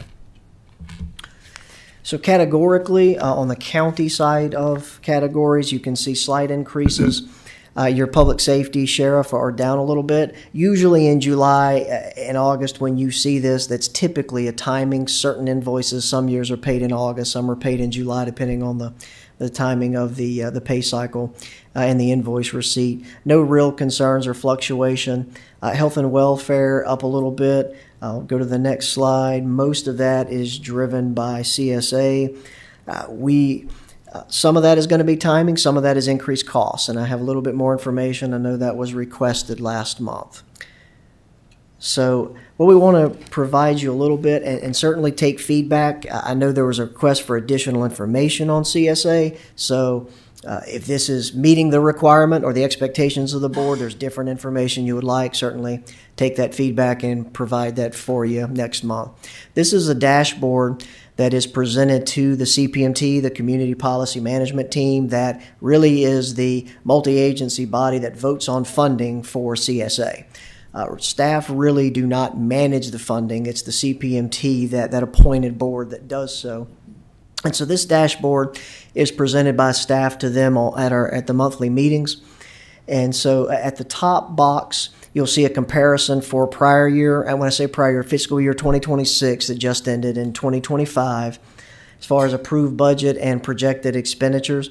And so you can see we are projected to be over budget by about 6% by the time we pay all the invoices. We have through the end of September to pay invoices for the state guidelines for reimbursement.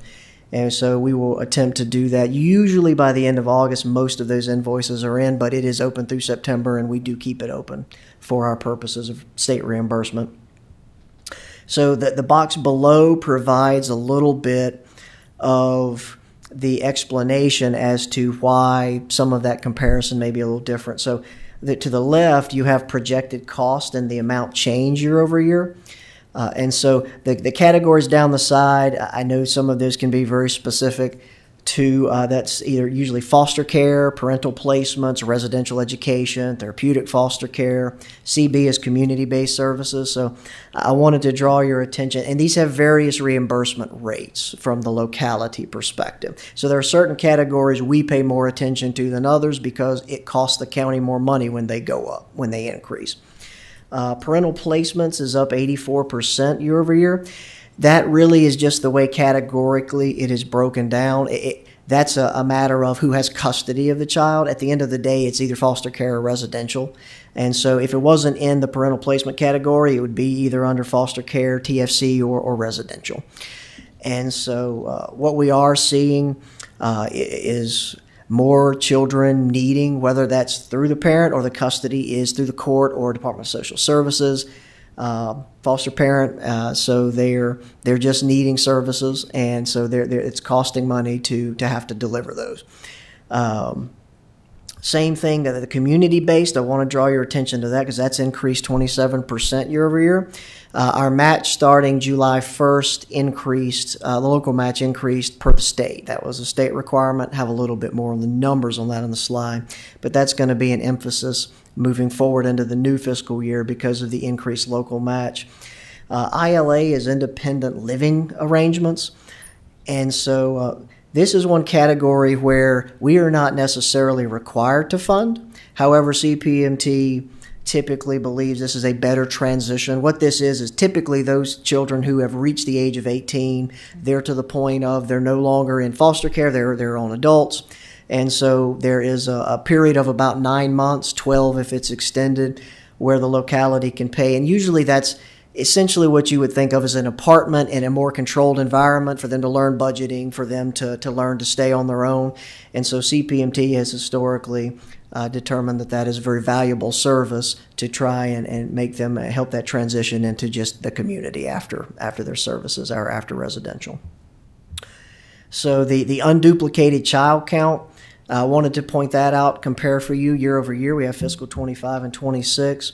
The main thing I want you to notice is, for the most part, in several of these categories, the child count has gone down, but the cost has gone up. Mm-hmm. And so some of that is the nature of the services that the children are needing in the program. Some of it is a nature of just general inflationary increases, and it's costing us more. I know we've spoken to that several times in finance updates.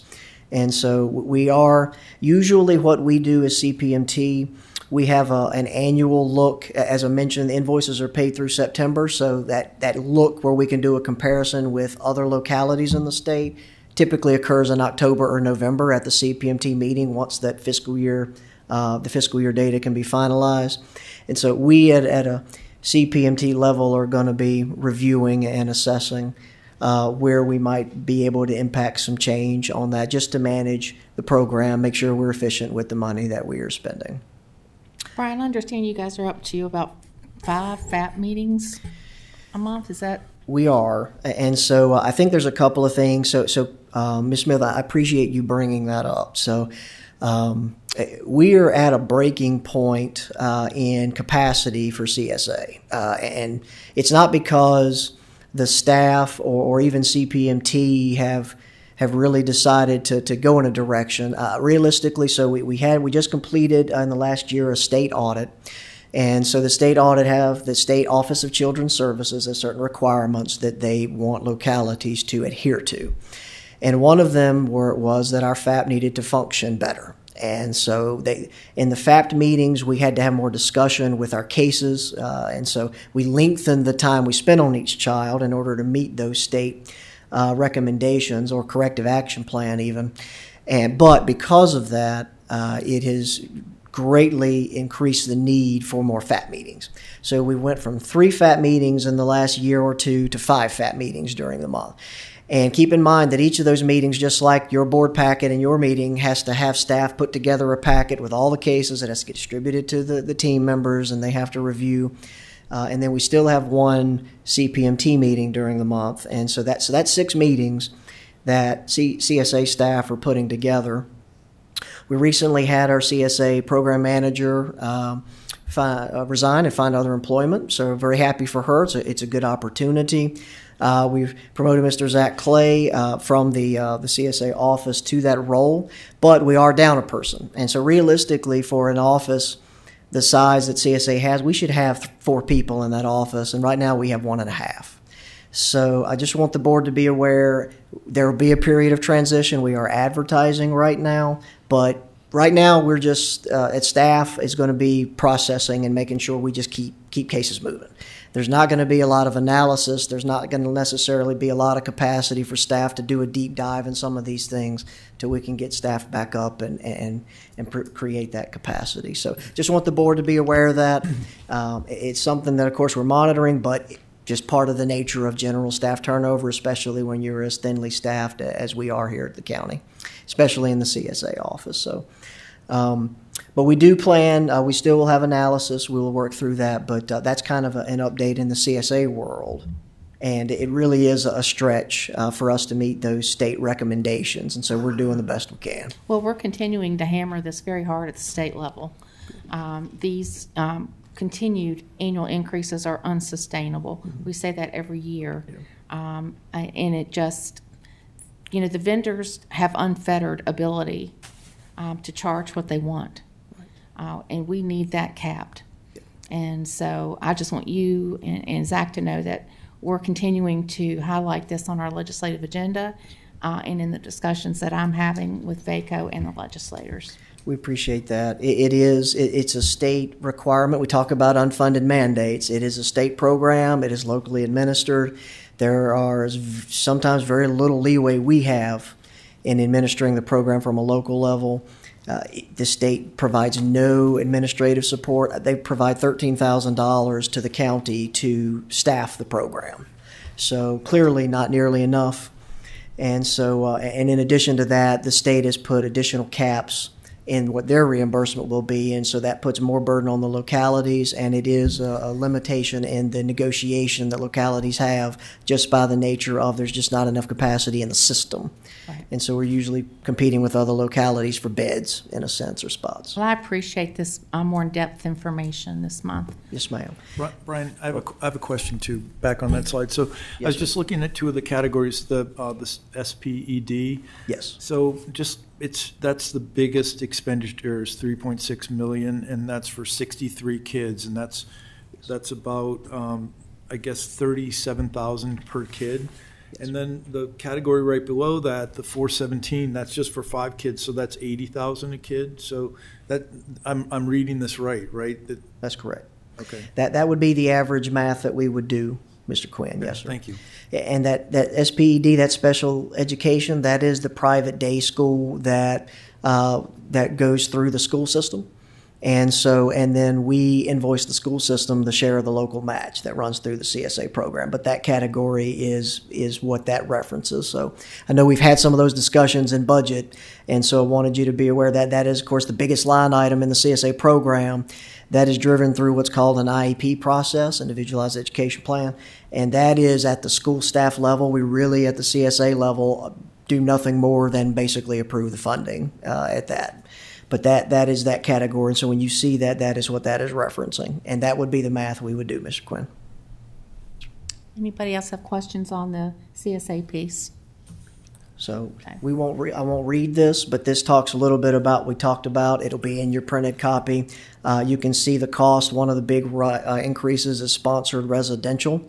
That was an initiative of Governor Youngkin. Really, if these are high-need kids, usually need a one-on-one. Sometimes their autism on the spectrum could be a disability, intellectual or otherwise. And so a lot of times they're declined for most in-state placements. So the options are we have to put them in a sponsored residential, which is more one-on-one care, or we have to send them out of state.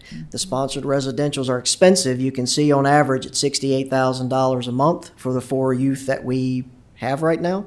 That's just for 4 per month. And we have a 35% match rate on that. But the alternative was they either sit in the social services offices and sometimes for weeks or months on end, or they go out of state. And so CPMT has historically felt like keeping them in state is the best. It helps the DSS staff or any caseworker be able to monitor the child, do the site visits more appropriately. But also it is cheaper. When you go out of state, it increases the cost exponentially. And so with one of the items we're going to be working on is this increased length of stay, the last bullet. You can see the increase in these various types of placements, residential mostly. And so that there's obviously, what we like to do is compare with other localities. So is it specific to Franklin County? Does it be something we need to do different in how we're administering?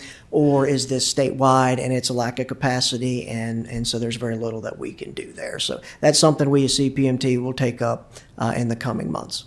And I think, Brian, just for everybody's information, those 5 FAP meetings a month are meant to drill down very specifically on each case and referrals for level of services that ends up coming to CPMT. Is that fair enough? Yes, ma'am. Yeah, that's accurate. The FAP team is really the planning and the treatment team. They design the service plan, and CPMT does the review and ultimately approves the funding. Right. Yes, ma'am. Thank you. And I might say just real quick. Sure. Of course, I sit in these meetings every month with Brian, but there's been a tremendous amount of work in the past 2 or 3 months of looking at all this. I think communication's getting better between the FAP team, CPMT teams. We've talked about different things. It's getting better.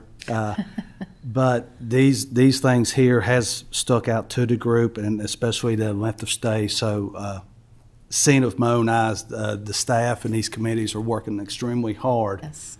And then, like I said, I know we got transition going up, being a little understaffed, but that kind of goes back to where I was mentioned before about an extra member there maybe to help out, because when you don't have enough staff to oversee it correctly, Right.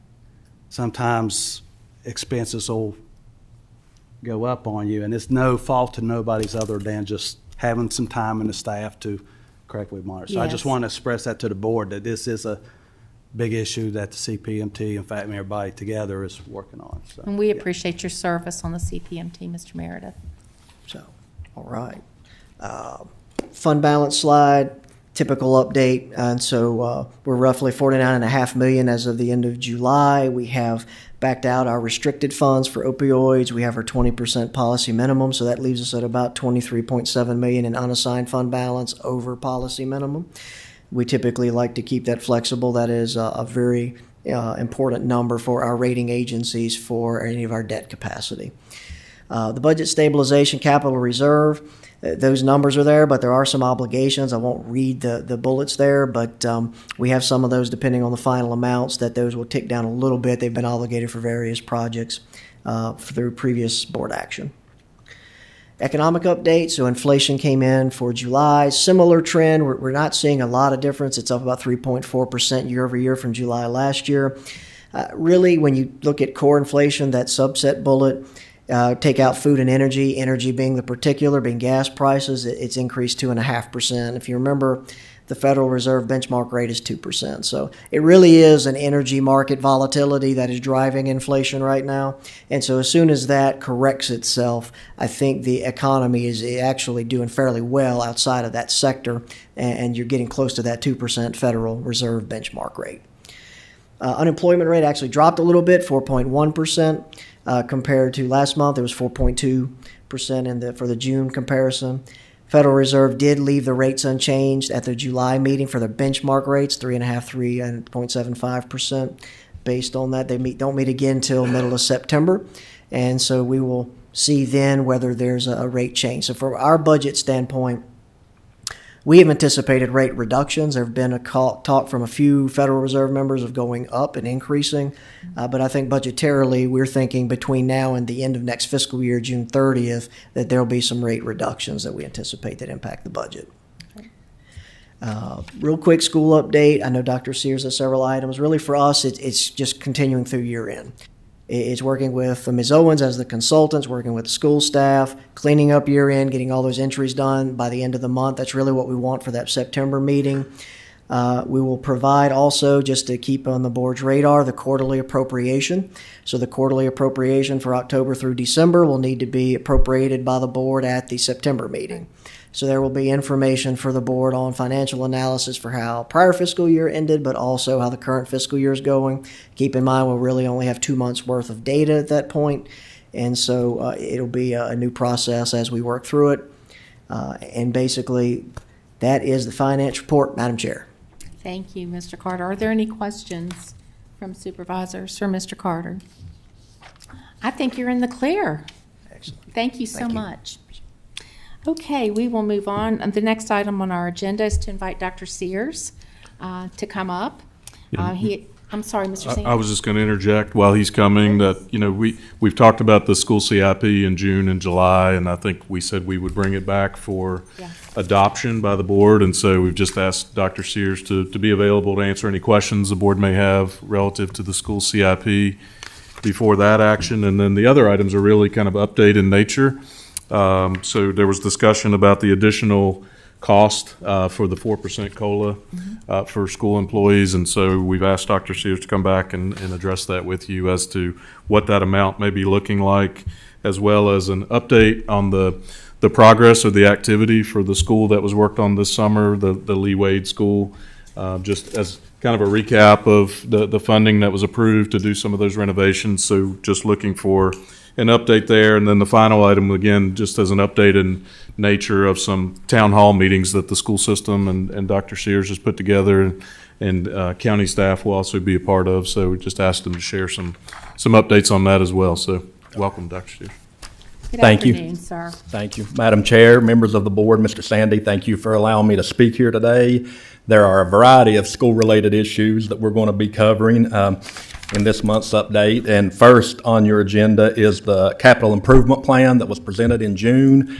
At this time, I would ask Mark Law to come up and join me just in case there are any questions before the board takes action on that plan. Good afternoon, Mr. Law. Good afternoon. Welcome. Are there any questions on the Any CIP? supervisors have questions on the CIP? I know there was a slight adjustment, Mr. Sandy and Dr. Sears. I think the adjustments that were made back earlier in the summer were relative to the elementary schools and some revised figures that they had looked at for Rocky Mount, Snow Creek, and Callaway.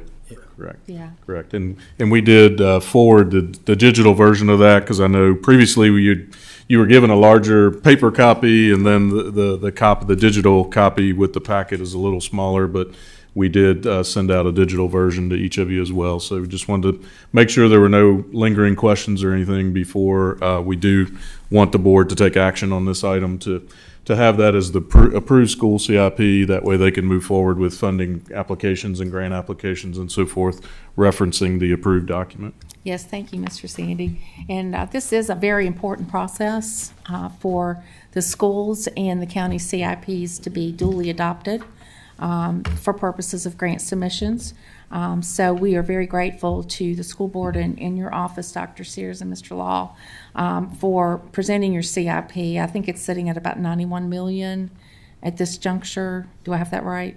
That's correct, for a 5-year term. For a 5-year term, yeah. So I know that we'll continue to be working through the other 3 schools coming next summer, and there's no you know, we're gonna, by the way, we'll be putting, the board voted to put the 1% potential on the referendum for our citizens to weigh in on. So we look forward to those results as well to help offset the significant renovations needed in our schools.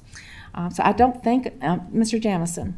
Last month, I mentioned you about these project 3 HVAC projects, and I was asking you if it's any possibility in the upcoming years of closing any of the 3.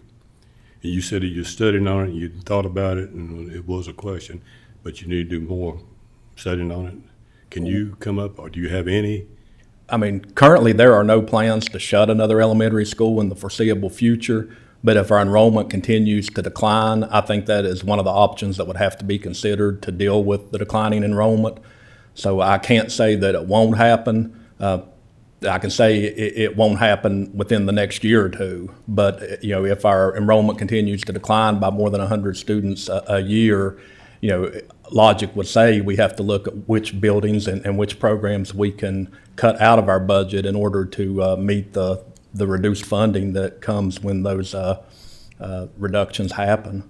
How in history, I mean, say in the past 4 years, as far as ADM, what's the average drop per year? It's been in the past. It has been over 100 a year, or around 100 a year since I've been here. I think it was more than that during the COVID pandemic. But yeah, I mean, it's a steady decline, and you know, a big reason is just the birth rate. I think our homeschool numbers have stabilized since COVID. They are right around 900 students, and it might be a few over 900 one year, a few under 900 next year, but there haven't been any big swing there. The number of students leaving for private school just about equals the number of students returning from private school every year. So it is the decline is the declining birth rate and just families moving out for other opportunities. And the people who are moving in are typically retirees who have had their families and they're off raising them somewhere else. So it's just, I mean, there are a number of issues that are affecting our enrollment, but each year we graduate a higher graduating class than the kindergarten class that comes in, and that's where the biggest part of the difference is coming from. Do you have a breaking point as far as enrollment drop before you start considering a school closure? You know, when we lose 100 students a year, that is happening across 12 schools and 13 grade levels, so you can't automatically say 100 students equals 4 teachers that we're going to cut for next year, because it just doesn't work that way. It typically takes 3 or 4 years for you to be able to, for it to accumulate enough that you can make a lot of staffing adjustments, and you know, that is what we've been doing since I've been here. And we can get into that probably at another time, because that is a big part of our budget issue, is the fact that during COVID we lost 500 kids but increased the number of employees, and that really started the daisy chain that has led us to all the discussions we've been having. But you know, since I've been here, we have cut around 180 full-time positions and closed 2 schools, and it's still questionable as to whether or not that's enough to keep up with the reduction in state funding and the decline in enrollment that we're experiencing. Well, my point is, please stay on it. I mean, I don't see pouring money into upfits on these schools if they're going to close within a year or 2 years. You know, so please keep a good eye on it. And I know that's a tough call. I know it is, but you know more. Yeah, absolutely. I think it's a good point, and we've had that discussion. And you know, there were 2 schools that were in the discussion when we closed, Burnt Chimney and Henry. There were 2 other schools because the recommendation was to close 3. And looking back at our budget situation and what we experienced in FY25, that was the right recommendation. We should have closed 3 schools and eliminated our staff even more, because then we would not have had the budget issue that we had in FY25. But you know, all that is very difficult to predict when you're losing federal funding with the ESSER money that was drying up, and the all-in funding, which can only be used for specific purposes. But anyway, looking back, we probably should have done more in FY25 to reduce expenses and should have considered closing another school, but I'm getting sidetracked now. Just because those two schools were in the discussion then does not mean that those are the two schools that rise to the top now. Circumstances change. Some buildings have greater needs than others, with their capital needs.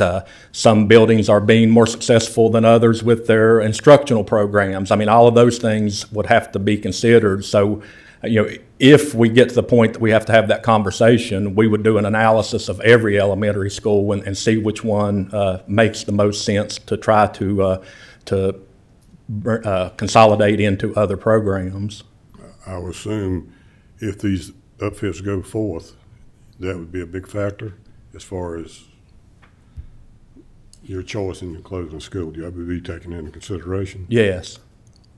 Yes, I think if we have an increased funding stream, like could be provided with the 1% sales tax, that takes one of the variables off the table in the facility needs, because we would have a funding stream to actually address those needs, whereas currently we do not.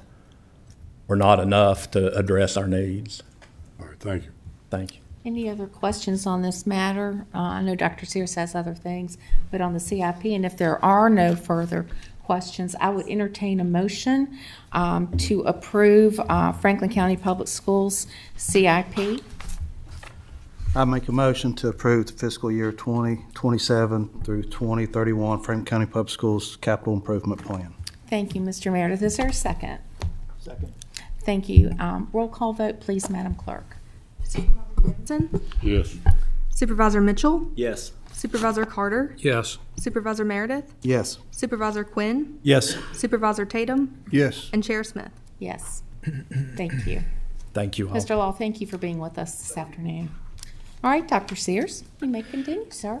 The next item to discuss is the 4% raise that was included in the final approved state budget. I provided each of you with a hard copy of the presentation that was made to the school board last week, and it can be found on our website attached to last week's agenda for anyone in the audience who might want to take a look at it. We have been looking at what it will take to achieve the 4% average raise for all employees through a partial implementation of Phase 3 of the compensation study. That has remained the school board's top priorities to get Phase 3 fully funded since I've been here, and that is what we're trying to, or that is how we're trying to approach these conversations about getting to the 4% average raise. It seemed like a better approach than to try to just do a 4% across the board raise, because that does not get us any closer to achieving Phase 3. So if we can get enough, if we can do enough steps for the employees who've had their salaries frozen and get to an average 4% raise, then that unlocks the available state funding for those raises. We determined that a 4% average raise can occur by providing one additional step increase to the 134 employees who are one step behind, and two additional step increases to the 336 employees who are two or more steps behind. If we can get to that point, we would have the 4% average raise. The total cost of that is $1,371,668. If accomplished, all that's left to fully implement Phase 3 would be addressing the 85 employees who would still be one step behind, and the 144 employees who would still be two steps behind. So this gets us more than halfway to Phase 3. It is my plan given the fact that the deficit projection seems to be trending down more than it was last month, we are confident that the expected savings from position cuts for the current year that we're in can fund an additional step increase for all the employees who are one step behind. So the $797,000, we feel like the projected cost savings from cutting the close to 60 positions this year would be more than enough to pay for that and cover whatever the deficit from FY26 ends up being. And it's my plan to recommend to the school board in September that we adopt that into our budget and make it retroactive for all those employees to give them an additional step this year. This leaves us $573,793 short of being able to offer the additional step increase to the 336 employees who are two or more steps behind, which is needed to get us to phase 4, needed to get us to the 4% average raise. There's a chance that we might be able to do this if additional savings are realized from the position cuts, but I'm not confident enough to make that recommendation yet. So our plan currently, without any additional local funding, is to wait to mid-year to assess it to see if we can do more than the one step for everybody who is behind at least a step. However, if you all are willing to fund the additional $573,000 to get us to the average 4% raise, that would allow us to access an additional $345,000 in state funding that must be requested and local matching funding verified before October 31st, 2026. So if you're willing to consider this, we will certainly make a formal request to Mr. Sandy and Mr. Carter prior to the September meeting for you all to consider. Are there any questions about the 4% average raise for all school employees? Thank you, Dr. Sears. Any questions, Mr. Meredith? Yeah, just so I could have this, if you just do the 4%, was that how much from the county, 500 and? What was that number? About 570,000, let's see, $573,793. And that will unlock the state money? Yes. That they're talking, okay, I didn't see that number anywhere, and I want to make sure I saw that, thank you. Questions, comments? Mr. I would just say that I would be interested in him giving that to Steve for us to consider in September. Okay, all right. Is there consensus from the board? Mr. Tatum? My question is for Mr. Carter and rather than Dr. Sears. Where would we find that money?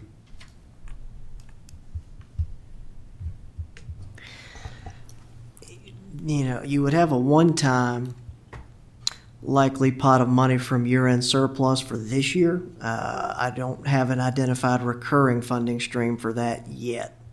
And so that's something we could look at in the next month, 30, 45 days.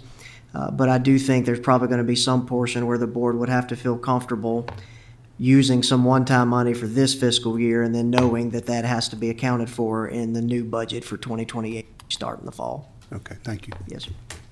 Okay. Mr. Jamison? Dr. Sears, I may have missed a while ago you was talking, but does the school stand as far as the projected deficit for this year?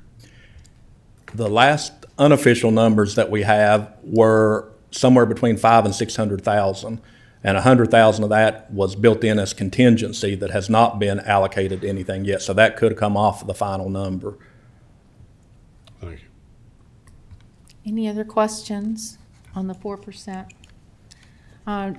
Is the board in consensus to have some information sent to Mr. Sandy as Mr. Mitchell has requested? Okay, yes. Very good. Thank you, Mr. Mitchell, for that request. Mr. Sandy, if you'd be ready for that, that would be great. Okay, Dr. Sears. Thank you all. The next item for discussion is an update on the work that was done by ABM at Liam Wade this summer. And I've asked school's principal, Ms. Cindy Woodridge, to join me today so you can hear from someone who has been part of the discussions every day since the project started. Thank you. Good afternoon. Hi, good afternoon, members of the board. On behalf of Liam Wade Elementary school community, I would like to express our sincere appreciation for your support of the HVAC and LED lighting renovations throughout our school. These improvements have made a meaningful difference in the learning environment for our students and the working environment for our staff. The new LED classroom lighting has provided improved visibility while also giving teachers the ability to adjust the lighting within the classrooms through dimmers and better meet the needs of our students. Additionally, the installation of water-saving aerators on our sinks will help us conserve water and operate our facilities more effectively. We are also grateful for the wraparound services provided by ABM throughout this project. Their support helped ensure that the work was coordinated effectively and that our schools had the assistance needed throughout the renovation process. A special thank you to our on-site supervisor for his responsiveness, professionalism, and willingness to serve as a liaison between our school and the project team. He was readily available to address questions and concerns and helped make the process as smooth as possible. These renovations represent a significant investment in our school, and we are grateful to the Board of Supervisors' commitment to providing safe, comfortable, and efficient learning environments for our students. Thank you for your continued support for our school and for investing in the future of our students. Thank you so much. Thank you. Anyone have any questions for Ms. Wooldridge? I will say I went through the first day of school and it was wonderful in there compared to how it's been in the past, especially the gym. We still have a lot of gyms without air conditioning, and it's been a struggle in these hot August days to hold PE in the gym, but you go in at Liam Wade and the kids are running wild in every direction and nobody's sweating. So, well, we appreciate your leadership there. I know you've got a challenging job, but at the end of the day, seeing the smiles on those kids' faces and all the successes that you all are having, we really appreciate your leadership there. Thank you. Dr. Sears? yes. I'd like to thank Mark Law. He met me over there this morning and we walked through the project. It looked good, and I was concerned about any change orders it might be or any changes coming up. And Mark said that I think ABM took care of it and they had enough contingency in the project that they could. So thank you. Thank you, Mark. Thank you. Okay. In preparation for the 1% sales tax referendum, Franklin County Public Schools has started the process of holding informational meetings with each school's parent-teacher organization, and we've scheduled 4 town hall style meetings to occur in September and October. I provided each of you with a copy of the handout that was reviewed with the PTO at Callaway Elementary so you can see what we've been discussing. First, we cover a little of the background information about the 1% sales tax referendum to include the fact that it can only be used for school capital projects. It cannot be used for personnel. It cannot be used for programs. It can't be used for technology, just school capital projects. It is not applicable to groceries or personal hygiene products. And it has a sunset date at 20 years. So if approved, that would be the longest it could be in place without going to another referendum if there's an opportunity to do a referendum to extend it. Those seem like the points that most folks had questions about. We then do an overview of the school division's capital needs, followed by a discussion about the identified capital needs at that specific school. And as you can see, with Callaway, I think it is over $4 million of identified capital needs currently. Information is presented on Franklin County's projected numbers should the referendum pass, and we discuss the fact that a little over 1/3 of our sales tax revenue is estimated to come from tourism. So this is a way to spread the cost of our school construction and school capital projects with the visitors to the county and not put the entire burden on the county's taxpayers. And I think that's an important point to bring up in these discussions. And I will say all these numbers and percentages were generated using Google AI, so I can't swear they are accurate. We would need to vet them a little more before the town hall meetings, but I think they're pretty close to being correct from the numbers that I've heard previously. A list of town hall and meeting dates, times, and locations were also provided. At the town hall meetings, we're planning to present our current capital needs list, information about the proposed CTE center, funding projections if the 1% sales tax passes, and then hold a panel discussion with administrators and elected officials. We currently have 2 school board members scheduled to participate on the panel at each of the 4 events and would like to have 2 Board of Supervisor members and someone from county administration if possible. The purpose of these meetings is to engage with the public about our identified needs, provide factual information about the referendum, and answer questions they have about how the funding will be utilized if the referendum is approved. We're not there to tell people how to vote, but instead help them to understand what they are voting for or against in November. Through PTO meetings, we have been asked to provide more information about our budget issues to help folks better understand what happened and what we're doing to prevent it again, as well as to better explain how the money will be tracked to ensure that it only goes towards school capital projects. So we will work on having those elements included in the presentation and the discussions as well. Hopefully we can structure the meetings in a way that they remain focused on the referendum and don't get off track with discussions about other important but unrelated issues. In closing, there are two other items I would like to address if you'll allow me a few extra minutes. First, everyone is aware of the parking situation at Franklin County High School this year. And we have had a number of requests to explore the possibility of doing a lot on the Purdue property. And I know the Board of Supervisors was considering selling that a few years ago. I don't know the current status of it, but if the board still owns it, I would like to request that you consider letting us assess the property and possibly cutting out part of that to expand the parking lot. And if so, we can do a study and try to come up with some expected cost and some estimates for doing that. It has been a challenge this year, an unexpected challenge for Dr. Johnson as the new incoming principal to be dealing with so many parking-related issues.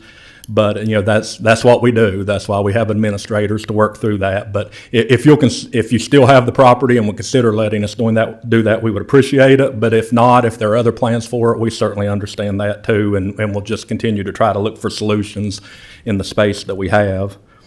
The last item pertains to the proposed CTE center. I've seen Mr. Quinn's proposal, which I believe he'll be sharing later this week, to create a project executive or manager position who could oversee the work being done on the ModuCraft site, and I think it's a great idea. I'm not sure that Franklin County Public Schools or the Franklin County administration have the personnel or expertise to manage a project of this size and scope. If we can get the right person in a position like this, it would make all of our lives easier, help keep the public better informed about the progress occurring at the site, and ensure that we deliver as close to possible a final product that has been promised our citizens. The information about this proposal has been shared with the school board, who has not yet had an opportunity to discuss it, so I'm currently only speaking on behalf of myself, but I think that it's an idea with a tremendous amount of potential that would get us across the finish line in regard to the county and school projects. Thank you again for allowing me to speak here today. Are there any other questions?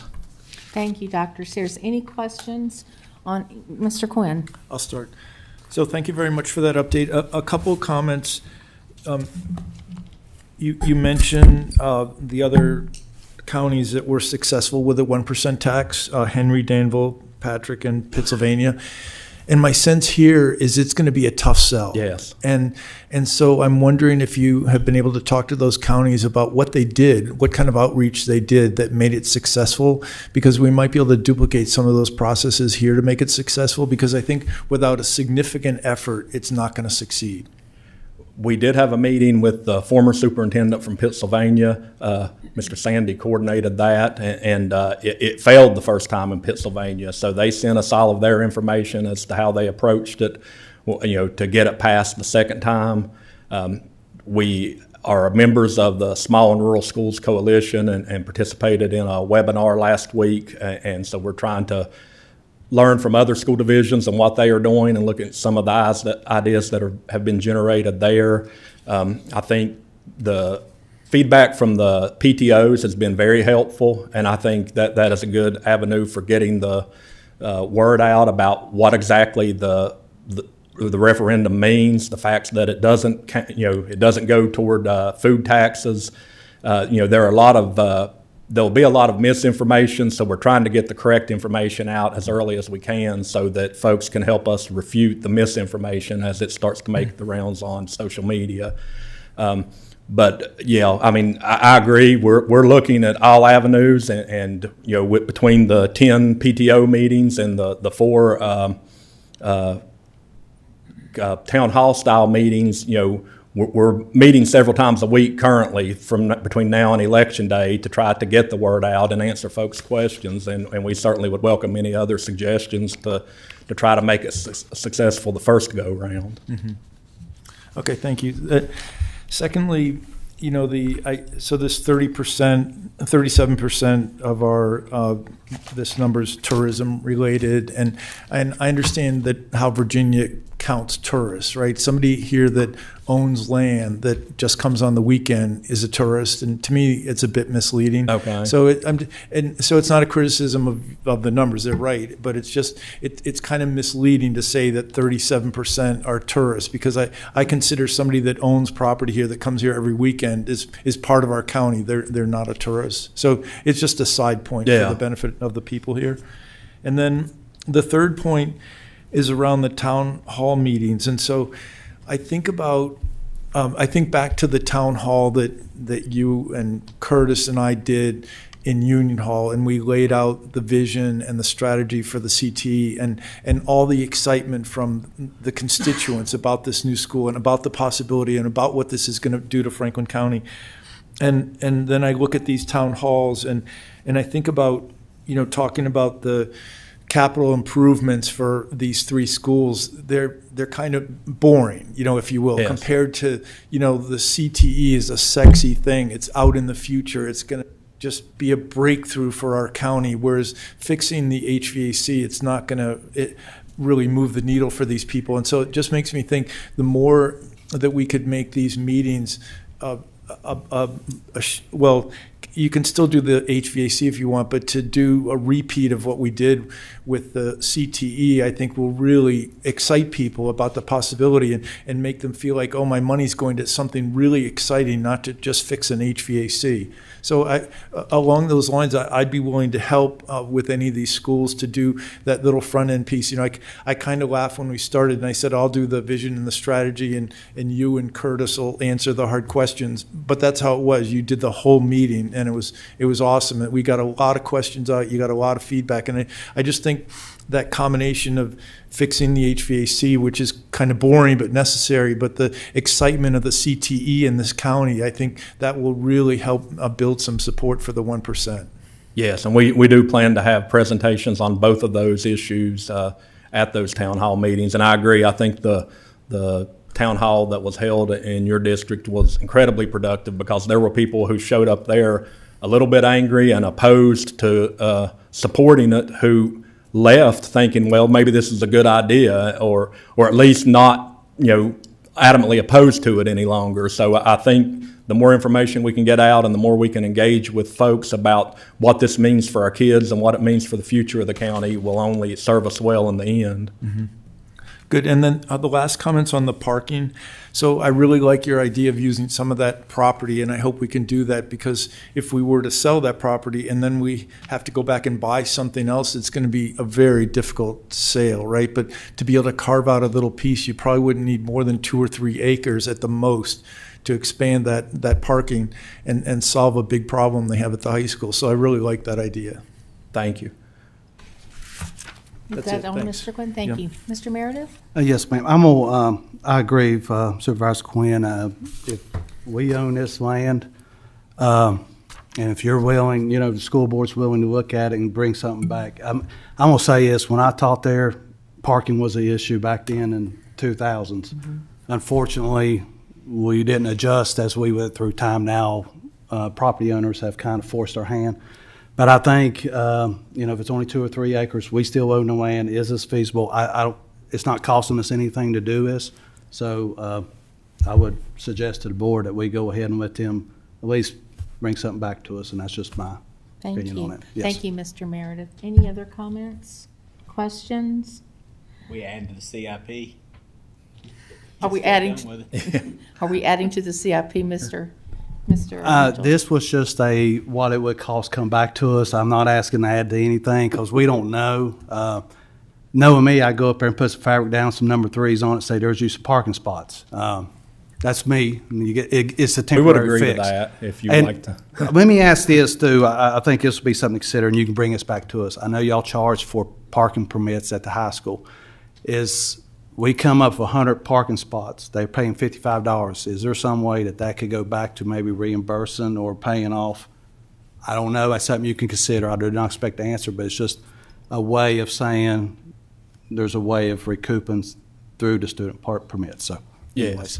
Yeah. So what I would ask, is the board into some level of consensus to bring the Purdue property back up for discussion with respect to potential use for high school parking?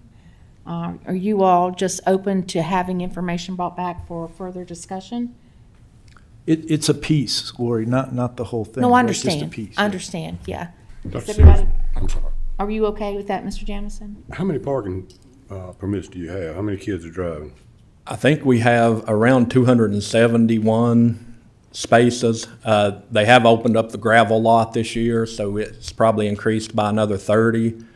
So probably around 300. I think it is maybe 2/3 of what we need for the number of students who drive. But we also recognize we might have to rethink how we prioritize who gets those passes and give seniors first priority and then juniors. And I mean, we'll have to change our practices based on the number of slots that we have next year. We were already into this year before it became known that there weren't other parking options for our students. So I think in fairness to the broader conversation of the Purdue property, which we haven't discussed in some time, I think the willingness has to be to maybe, I don't know if we want to have the broader discussion on the Purdue property or whether we want to just get some general numbers from Dr. Sears and his staff as to what it is they need, what are the requirements, what is the space required, and maybe throw some indirect estimates at that. Does that sound adequate to the board? Mr. Mitchell? For me, we've got enough things to look at that's going to cost enough money on my plate today. Okay. I would just assume that one, extra parking is on my back burner. Okay, okay. Are you receptive to getting some information? If it doesn't cost any money. Okay. I guess where we are is we've got consensus to get some information brought to the board. And information is very, very helpful. So, Mr. Sandy, between you and Dr. Sears, if you two would be kind enough to address that issue, that would be very helpful to the board. Okay, thank you all. Yeah. Dr. Sears, thank you for being here, and thank you for the presentation copies. You've given us a very full and robust report, and we really appreciate that. Thank you. Y'all have a good evening. You do the same. Okay, we are at a time that the board will adjourn into closed meeting. Mr. Mitchell, if you'd be so kind. Franklin County Board of Supervisors moves to enter into a closed meeting in accordance with 2.2-3711A3, discussion of the disposition of real property at parcel number 02900001401. A5, discussion concerning a prospective business or industry or the expansion of an existing business or industry in Summit View Business Park. A8, consultation with legal counsel employed or retained by a public body regarding specific privileged legal matters requiring the provision of legal advice by such counsel of the Code of Virginia as amended. Thank you. Is there a second? Second. Thank you, Mr. Tatum. Roll call vote, please, Madam Clerk. Supervisor Mitchell? Yes. Supervisor Carter? Yes. Supervisor Meredith? Yes. Supervisor Quinn? Yes. Supervisor Tatum? Yes. Supervisor Jamison? Yes. And Chair Smith? Yes. Okay, we will adjourn to closed session in the ACR, in the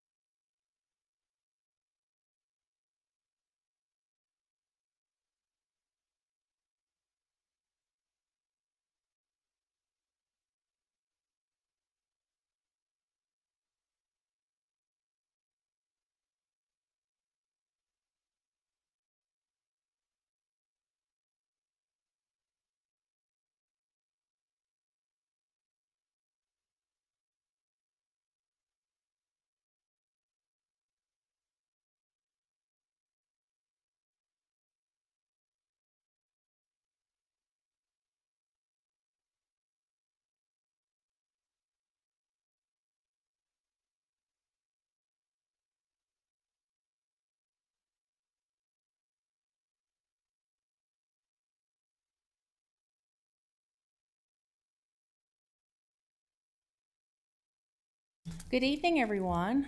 It's nice to see you all this evening, and we appreciate you being here with us. I am going to ask Mr. Mitchell if he will certify our closed session. I certify that only public business matters lawfully exempted from open meeting requirements under the Virginia Freedom of Information Act were heard, discussed, or considered in the closed session to which this certification applies, and only such business matters as were identified in the motion by which this closed session was convened were heard, discussed, or considered in the meeting to which this certification applies. Is there a second? Second. Thank you, Mr. Quinn. Madam Clerk, if you do a roll call, please. Supervisor Carter? Yes. Supervisor Tatum? Yes. Supervisor Quinn? Yes. Supervisor Jamison? Yes. Supervisor Mitchell? Yes. Supervisor Meredith? Yes. And Chair Smith? Yes. Okay, we'll move right into our agenda. We have just one public hearing this evening. Ms. Cooper, if you'd like to come up. We've got an applicant, Paulette, if I say this correctly, Bakinko? Am I saying that okay? Okay, so Ms. Cooper, if you would introduce this, I'd appreciate it. Okay. Thank you, Madam Chair, members of the board. We are here to hear a special use permit for a second dwelling. I think you're used to these. We have quite a few. So I'll get started. Basically, the application is for a proposed second dwelling to be occupied by immediate family member to the owner. The proposed construction of the second dwelling is 16 by 66, which is a little over 1,000 square feet. The proposed second dwelling will use the existing well that the main single-family dwelling is using. But this second dwelling will have its own septic system, and it will be between the second dwelling and the major state-maintained road, Major Holland Road. You also, in your packet, have the PERT test that was done by an AOSE that allows for a maximum of 3 bedrooms. As I stated before, Major Holland Road is a state-maintained secondary road. If you've been out to the property on both sides is wooded. The parcel consists of a single-family dwelling right now and an accessory structure. And then if it is approved, this proposed second dwelling is to be set up in front of the main house with access to the driveway. We did receive one phone call inquiring about the application, and there were no citizens to make any comments at the Planning Commission public hearing. We always like to give you a vicinity map to show you where it's located. We also like to give you an aerial. It is highlighted in the blue. We also like to give you your zoning map. This property happens to be zoned RC1, which is your residential combined subdivision. We also like to give you the future land use map. So your future land use map from your comprehensive plan is low density residential county, and also lake influence area, which is that 0.5 mile buffer. We also like to give you a conceptual plan. So this shows you the existing house. This shows you where the new dwelling, if approved, will go. And I have another one that shows you the septic system. This is the main state-maintained road. This is the septic system. This is the proposed dwelling. Just a little bit of analysis on the property. The proposed second dwelling on this property is allowed by a special use permit, and this particular use would not be in substantial detriment to adjacent properties due to the length of the property and the surrounding area being constructed with a mix of single-family dwellings and manufactured housing and what other houses that will be in the future. The second dwelling will generate similar amounts of noise and traffic like any other single residence. Your comprehensive plan supports all types of housing in the low-density residential county and in the lake influence area designation. The comp plan also is in support of your ADUs, which is your accessory dwelling units that we've talked about before.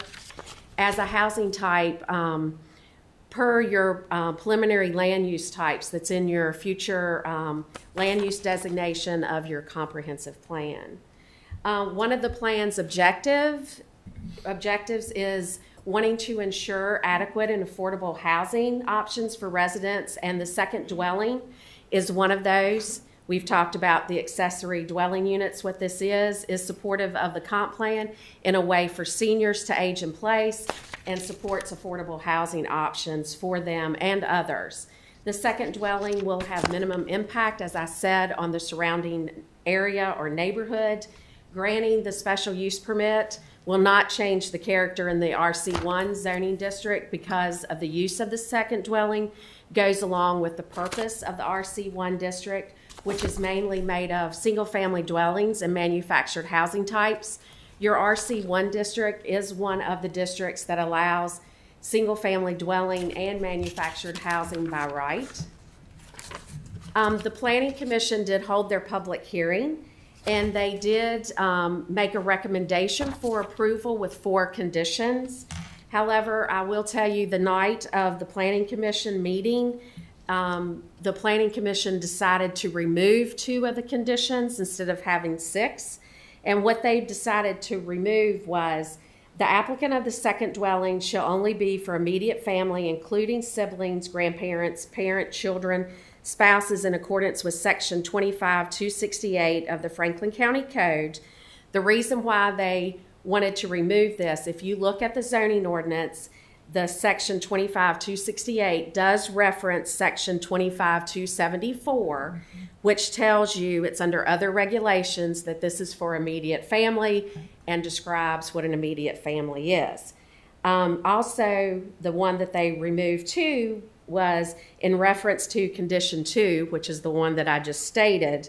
The applicant owner shall reflect this use and the occupancy in an affidavit approved by the Planning and Community Development Department and recorded in the Clerk of Circuit Court office with the property.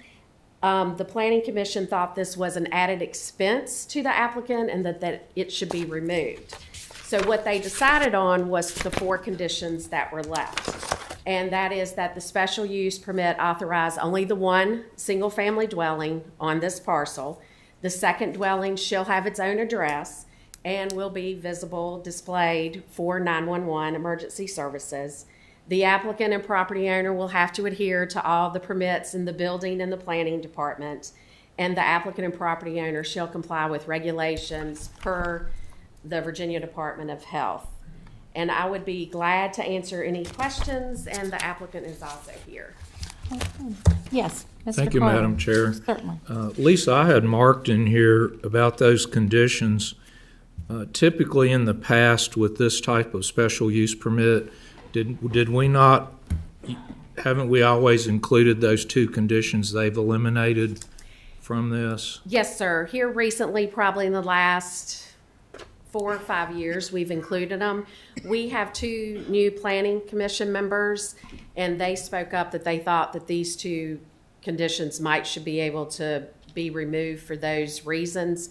And there were some other Planning Commission members that agreed with them. 2 voted to leave it with the 6 conditions.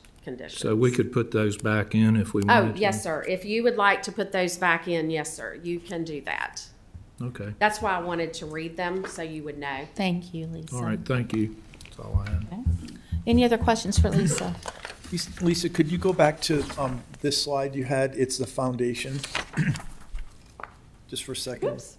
This one or this one? No, that one's. Okay. Right there. So you put your cursor over where the new unit's going in that box, and it Yes. says single wide. But when I look at the dimensions of the proposed unit, it's 66 by 16. That's a double wide. So which is correct? This, is it a double wide or a single wide? This says single wide, and the dimensions indicate a double wide. I think it is a double wide, but I will let that, as the applicant answer, she says it is a single wide. I'm sure she can talk to it when she gets up here, or she can talk now if you want. If you want to Sure. We'll just wait. We'll just wait. Okay. Yeah. So we'll hold that question then, right? Okay. Any other questions for Ms. Cooper? Okay, thank you so much, Ms. Cooper. Thank you. I will now open the public hearing on this application. Madam Clerk, are there any individuals signed up? Dawn Oh, King that's Greer. right. Excuse me. Thank you, Mr. Sandy. The applicant, If you would like to address the board, you're more than welcome to do so. I'm sorry, I didn't mean to overlook you. No, that's okay. My name's Suzanne Vokenko. I'm the owner of 570 Major Holland Road. And Ms. Cooper pretty much explained everything, that why we're here. And to answer your question, it is a single wide, and the dimensions are 66 by 15 and 6. Microphone. Can you use the microphone, please? Thank Thank you. you. You can feel free to pull it closer to you if need be. Yeah, I have a plan of the actual single wide with the dimensions, and it does list it as 66 by 15 to 6, which is a single wide. I just wanted to reemphasize that we're really doing this just so that my mother-in-law can be close to us and live an independent rest of her golden years, while we can also take care of her and both be independent while doing that. So I appreciate your consideration, and if you have any questions, I can answer them. Yes, thank you. Anybody have any questions for the applicant? Comments? Okay, thank you very much. We appreciate you being here. Okay, now, Madam Clerk, do we have anyone signed up to speak? Don King Greer.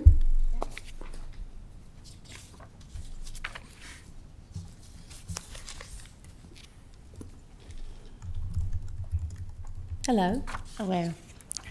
Dawn King Greer, Ferrum, Virginia. With the new SUPs coming down from the state, with an individual, why are we still filling out and wasting our tax dollars' times going through an SUP to add another home onto a property for a family member? Why is any of our citizens, if state law has changed and went into effect, why is anybody continuing to pay you money to regulate and policy out the law? You do not supersede state law. Thank you. There's no one else signed up. Okay, very good. Okay, I will close this public hearing, and I will defer to the discretion of the board as to what you would like to do, and any decision with regard to this application or any further questions, concerns. Floor is open. Okay, sure. So do you want to just say a little bit more about those, Mike? Well, I was just curious. We've always included those in the past, why they took them out, and I think Ms. Cooper explained it was two new members on the planning board didn't feel like they were necessary. Lisa, is the law going to change on this? Is there a reason for us to leave that out at this point, or what are your thoughts on that? The law will be changing, but it's been delayed until 2027. It was not. The law changed. Ms. Greer, if you would sit down, please. 15-22244. Mr. Attorney, you want to look that up for us? Go ahead, Lisa. I'm sorry. No. So that's why we're still here in these second dwellings, is because in our opinion, and I guess the county attorney can speak to it, it has been delayed. And we do not have anything in the ordinance that deals with ADUs at this time, except for what we have now. Where we have to come before you for the special use permit and then placing conditions on that. Okay. And that's what we have in place now. All right, thank you. And another reason, too, as I forgot, I mean, the two new members knew about the new law being delayed and coming on 27. That was another, plus the reasons that I gave. So it's really up to you all if you'd like to see them back. Okay. So, Mr. Quinn, I'll defer to you first. I know, so I'm thinking with the new law, if those two new conditions weren't required, maybe we should not require them? I don't really know. I don't know. Well, we don't... Is the law, it's not in effect, you're positive it's delayed? The law is delayed until 27, and I'm sure Mr. Gwynn can speak to that. I think he's... I can say, Go just ahead, I'm for, sorry. oh, you're fine, Lisa. I can say, just to kind of look at past practices, the boards historically have placed some conditions from time to time on applications, even though they may be repetitive from state code, to reemphasize an individual application. So I don't think unless Mr. Gwynn says otherwise, I don't think we're prohibited from repeating those. Are we, Mr. Gwynn? No. Right. And if we put them back in, Mr. Gwynn, and the law goes into effect, then basically they're null and void anyway, correct? Well, and plus, if you do put these back, they would have already done the affidavit. Because I'm sure they're not going to wait. So what are your desires, Mr. Carter? I don't want to muddy the waters. If the rest of the board's okay with going with the 4 conditions as presented, I'm fine with that. Okay. Mr. Quinn, do you concur? I'm okay with the 4 conditions. I was just trying to seek out whether there was good justification to add those 2. So from anybody, not just you, Mike. Right. But I don't really see it, but I'd be okay if there's good justification to put them in. Is there any other supervisors that would like to weigh in on this? Okay. All right. So given that discussion, Mr. Carter, I'm hearing from you and Mr. Quinn that you do not desire to add those 2 conditions, correct? And if there's no further comment, I'll entertain a motion on this applicant's permit. So I'll make a motion. I find that the use will not be of substantial detriment to adjacent properties, that the character of the zoning district will not be changed thereby, and that such use will be in harmony with the uses permitted by right in the zoning district and with the public health, safety, and general welfare to the community. Therefore, I move to recommend approval of the applicant's request for a special use permit for the purpose of a home, a second single-family detached dwelling on a lot in accordance with Section 25-268 of the zoning ordinance with the 4 conditions recommended by the Planning Commission. Okay, thank you, Mr. Quinn. Is there a second? Second. Thank you, Mr. Tatum. Madam Clerk, if you'd be so kind. Supervisor Meredith? Yes. Supervisor Quinn? Yes. Supervisor Tatum? Yes. Supervisor Carter? Yes. Supervisor Jamison? Yes. Supervisor Mitchell? Yes. And Chair Smith? Yes. Okay, thank you, Miss. I'm going to say your name correctly. I'm afraid I'm going to mess your name up. Ms. Bakinko, correct? We appreciate you being here, and we wish you well with your mother-in-law. Okay, next on the agenda is our county administrator report, Mr. Sandy. Yes, thank you, Madam Chair. Really just a couple of events that I was going to mention for the good of the group. And some of those we heard earlier from our school superintendent as well. But really, coming up in the near future, obviously we have the agricultural fair, our county agricultural fair, which is September 2nd through the 5th.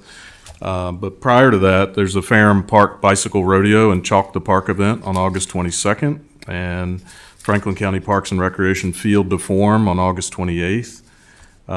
Healing Strides Apple Festival, September 12th, and Rocky Mount Fest on September 19th. So there's a number of events coming up, and the last part of summer is always a busy time for various events. Also just wanted to note what we heard earlier from the school superintendent, some of the school town halls that are going to be held, and they're going to be at various schools, Rocky Mount Elementary on September 21st, the Snow Creek Elementary on October 5th, and Callaway on October 19th. Are some of the scheduled events for that as well. So just wanted to share that for the benefit of the board for those events, but also, for the benefit of the audience as well. And I really don't have any other updates other than with those school events, we are prepared to provide administrative support to those events to the school board, talking about the budgeting, all relative to that 1% sales tax initiative, making it clear of how this board and our finance office will maintain those funds, and they can only be used for capital projects for schools. So we'll be there to kind of lend some information on that regard as far as the borrowing and the budgeting for all those funds that would be part of that proposal.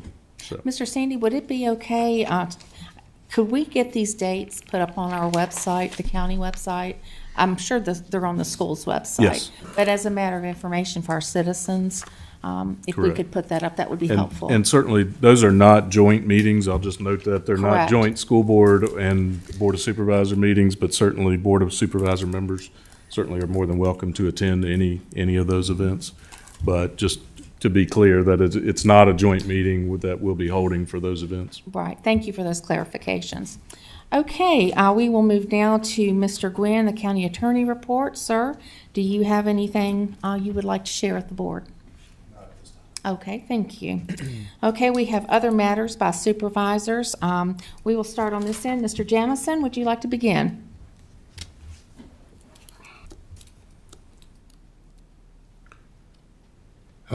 Ms. Sandy, somewhere along the line, have they started at Smith Farm, have they started at Nutrient harvesting? They've started the permitting. You're talking about the Smith Farm Mitigation Bank? Yes. Yes, sir. They've started the permitting, and actually I'm working with them to come into the board and give an update in an upcoming meeting, Okay, just that's to what talk about that progress. So they have had the evaluation team, which is DEQ and the Corps of Engineers and some others have actually been to the property and evaluated, and they've submitted the plans. So it's in process. They don't have all the approvals yet that they need for that process, but it is moving forward. Thank you. That's all I got. Thank you, Mr. Jamison. Mr. Tatum. Okay, just a couple of things.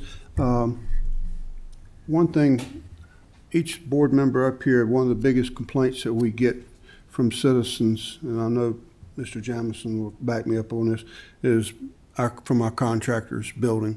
I hear it's starting to go back up. I hear it from our contractors. They say, I live in Franklin County, but I can't build in Franklin County. The codes are too strict, they're too stringent, whatever. I just want to make sure that what we're enforcing is by state code. Prime example, a gentleman told me the other day he just moved into a new house. He was required to put smart switches and smart receptacles in the new house. Instead of paying $3 or $4 a switch, it was $138 a switch that he was required to put into this new house. Also, he had to put up a grass bond because they cleared his yard and there's no grass on it. He had to put up a $1,500 bond that will be held until he can prove that he has grass on it. Another issue that came up was a retaining wall. He moved here from Henry County. In Henry County, if a retaining wall is under 4 feet, you don't have to have it engineered. But in Franklin County, if it's over 3 feet and 10 inches, you have to have it engineered. My thinking is what the difference is 2 inches, and why, who made that decision and why is it there? If it's coming to us from Richmond, our hands are tied. But if that's something that we're doing arbitrarily, we need to get it straight and need to get that fixed. Like I said, I've heard it ever since I've been on the board from contractors. They say, Franklin County says they want to be a build-friendly county, but we make it harder and harder and harder on people to build a house. And I have a problem with that, and we discuss it, but we never do anything about it. So if you could you get me a copy of those codes that make those requirements? You can just put them in my box or whatever. I like to see them so that I can explain to this property owner why he was required to pay so much to put smart switches and smart receptacles in his house. Now, granted, it is probably a $600,000 house, but that's still a pretty big expense that, in my opinion, shouldn't have been put on him. Another thing, representing the Blue Ridge District being a non-zoned area, I've lost a lot of sleep over the lack of protections that we have in my district against solar farms, data centers, or any other big industry that could possibly come and build in my district. I want us to really take a serious look. We need to educate ourselves. I think all of us probably know enough about these things to be dangerous. I'd like for us to take time and collect some facts, educate ourselves, get community input, and we need to put together some provisions for protection if it's possible. I mean, we don't want zoning in the Blue Ridge District, but we don't want solar farms and data centers either. And so I want to know my options. I want to be able to make good, solid, educated decisions, and that will include public input when I make my decision. But I just feel like my district is kind of sitting there with our pants down with no protections when this comes to bear. And I want to make sure that I'm doing everything that I can to protect my district and the people that live in my district. And so if I would like to see us moving forward and gathering some facts and educating ourselves to make some good, solid, protective provisions. And that's all I have. Thank you, Mr. Tatum. Mr. Carter. Yeah, thank you, Madam Chair. I just have one quick item. Eric Schmidt, who's our GIS guy here at the county, recently he had some work sessions where you could go and learn about the new GIS system, and I got all nerded out, as my granddaughter says, and I went. And that is quite a useful tool for the general public and for us as well. And I would encourage the rest of you all to take a look at that. The new system's great, and it has a lot of aerial photography on it. But for Mr. Sandy, I want you to know Eric did a real nice job teaching people about it. He's quite an asset to the county.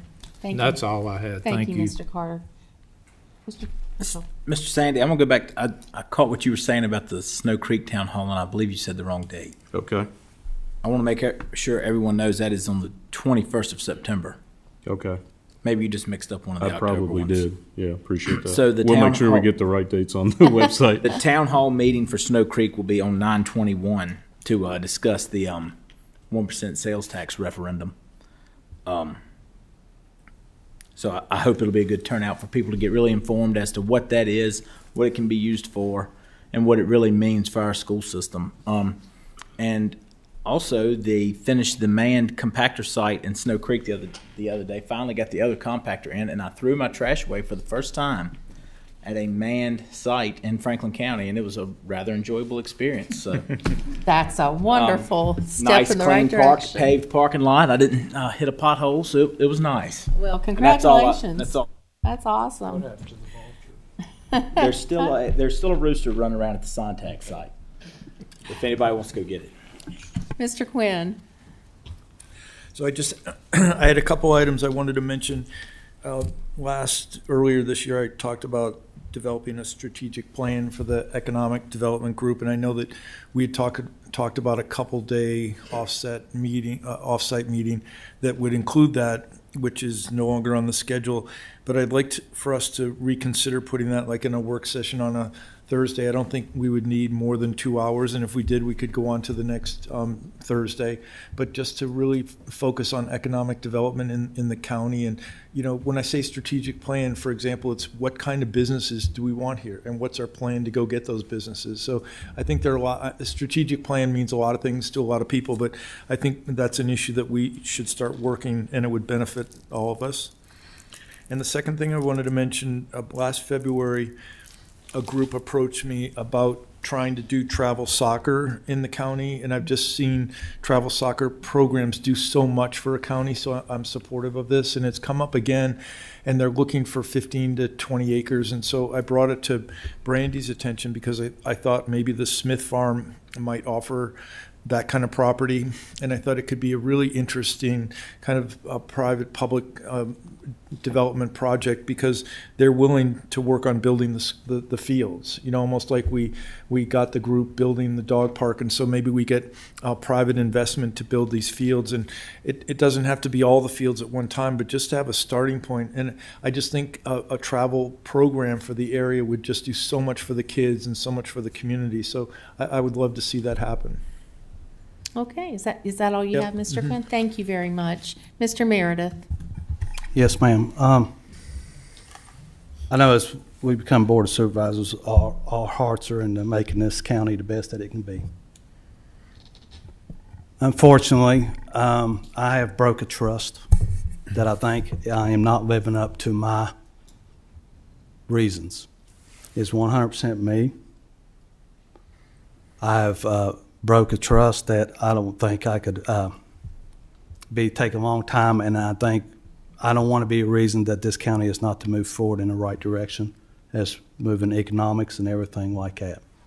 This is 100% my fault. It's my trust. And it's not only as I look at this board does a wonderful job up here for this community and developing it, and so does this constituents. And I do not want to be a reason this county does not move forward and progress. So with that in mind, I ask the citizens, everybody up here, be supportive.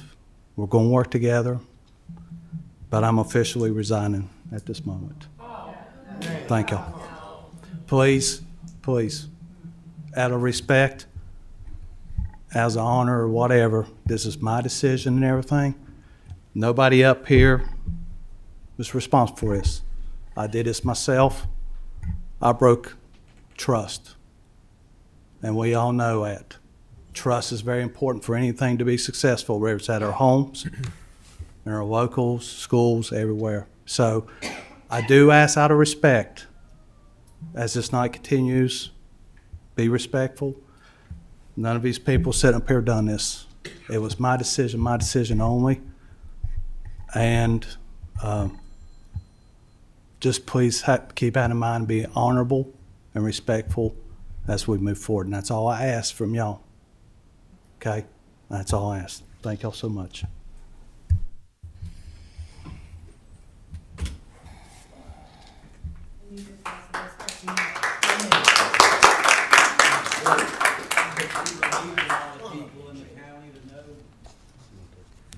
Yeah, let's recess for 5 minutes, please. Yeah, that's, please.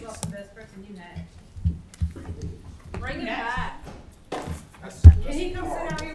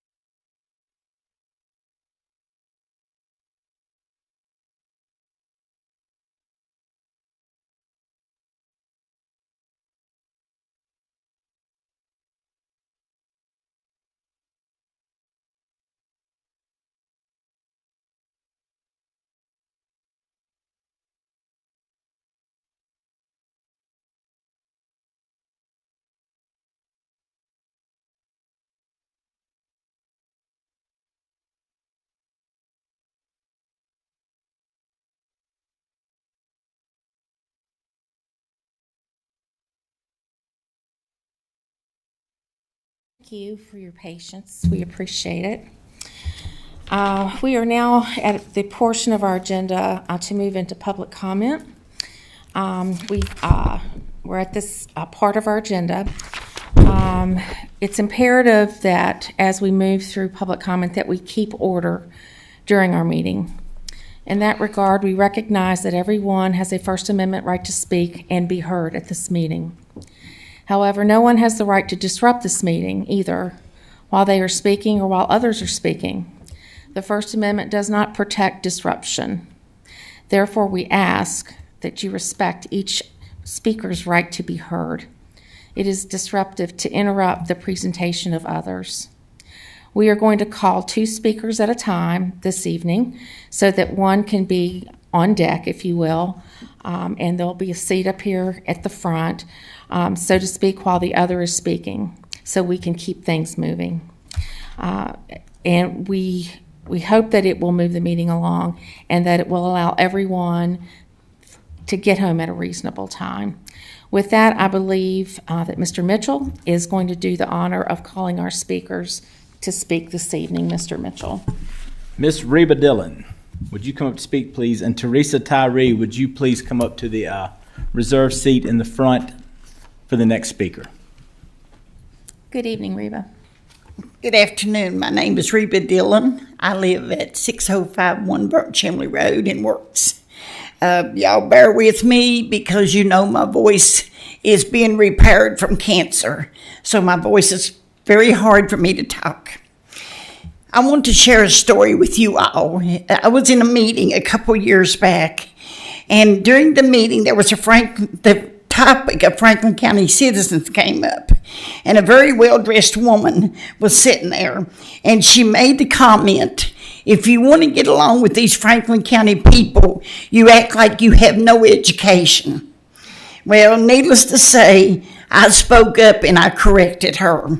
I told her that we are a proud community and we work hard for what we have, and that even though I am much further south than Franklin County, we would gladly stack our education against her any day. I would like to address the board and the citizens of Franklin County that are here tonight. Thank you for listening to the residents and removing the data center from the Summit View. I feel like there was not a need for the data center to be in the Summit View. However, there is a need for us to have data centers, because one day other countries will get ahead of us. And if they ever figure out how to shut down our infrastructure, you will have no electricity, no water, no internet, and you'll be cut off from the outside world and from each other. But we don't want the data center to be here in our neighborhood. Regarding the rezoning proposal, I believe that once the zoning board removes the sections concerning bees, chickens, takes out that 10-acre requirement, the board and the citizens of Franklin County will reach a mutual agreement and work together. Third, I want to make a comment on the nature of this feedback. I deeply respect the citizens who attend these board meetings month after month, and they share their opinion in a calm and respectful manner. However, when an individual comes up here and starts screaming and shouting, I lose the whole point they're trying to make, because I'm too busy watching the show they're putting on. I believe it's time for this community to move past anger and express our opinions in a constructive way. I think this will allow us to understand the points that are being made. After all, we are referred to as the Bible Belt. When you ask a northerner or anybody and you say, I'm from Virginia, they make the statement, oh, you're from the Bible Belt, and I'm proud of it.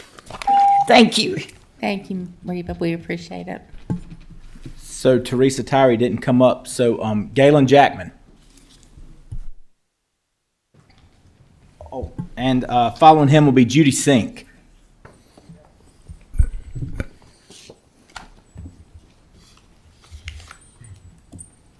Galen Jackman, 750 Summerwind Drive, Union Hall.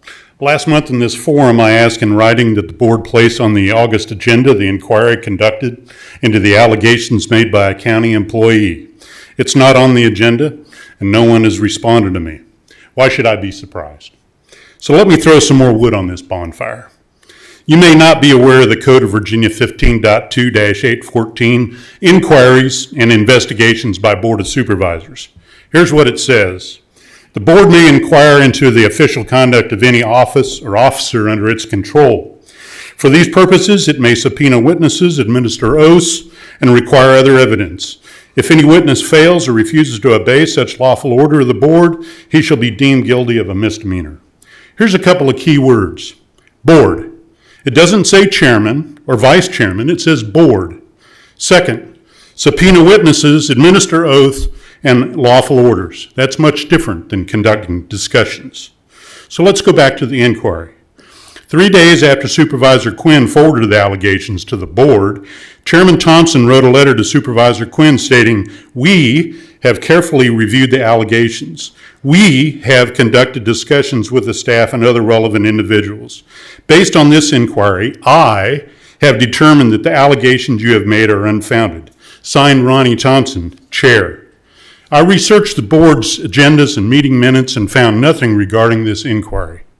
So what we have here is a chairman on his own directing or conducting an inquiry and making a determination on a matter with potentially severe consequences without the board's deliberation on the matter. Chairman Thompson said in his response, "We have carefully reviewed." Well, he is speaking for you. Did you review the inquiry and its findings? Did you have the opportunity to ask questions? Apparently not, as there's no evidence the board ever convened over the matter. Further, there's no public record of any witness subpoenas or administering oaths to witnesses. When someone raises their right hand and swears an oath, it's no longer a discussion, as Chairman Thompson puts it. Additionally, Chairman Thompson used the words, "allegations you have made," referring to Quinn. Supervisor Quinn didn't make the allegations. He reported the allegations made to him by a county employee. Shortly after this inquiry, the board charged Quinn for making allegations against other board members that resulted in his censure. Finally, this begs two more questions. Why weren't board members implicated in the allegations investigated?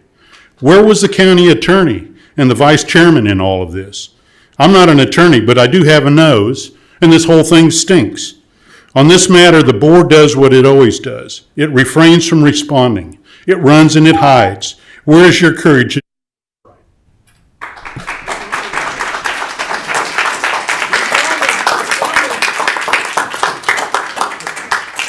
Go ahead, Ms. Sink.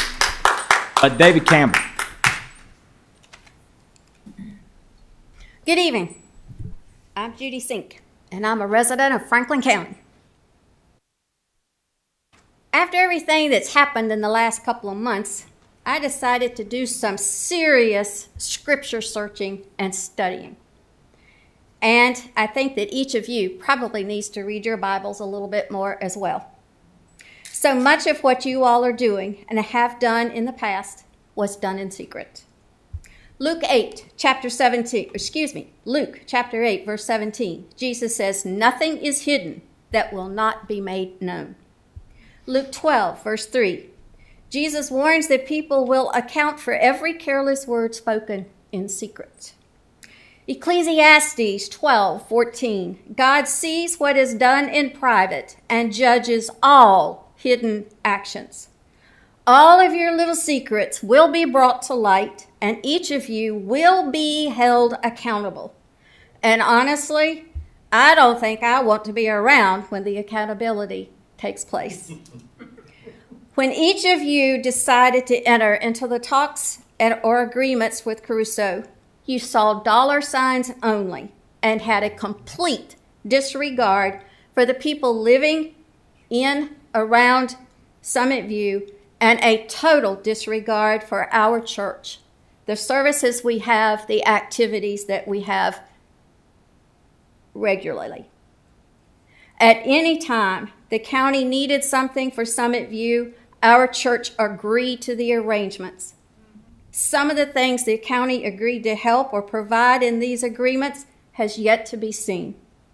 The playground, for example, was paid for and installed at the expense of our church. It is used on a daily basis.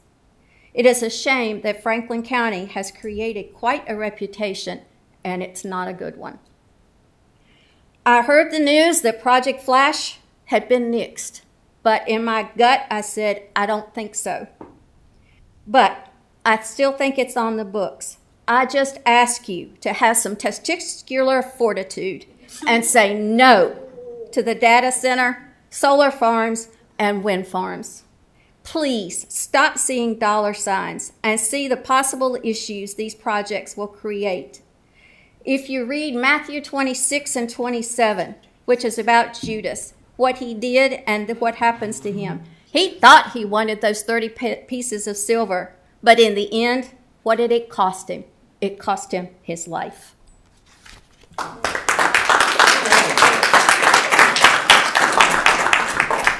David Resendez, please.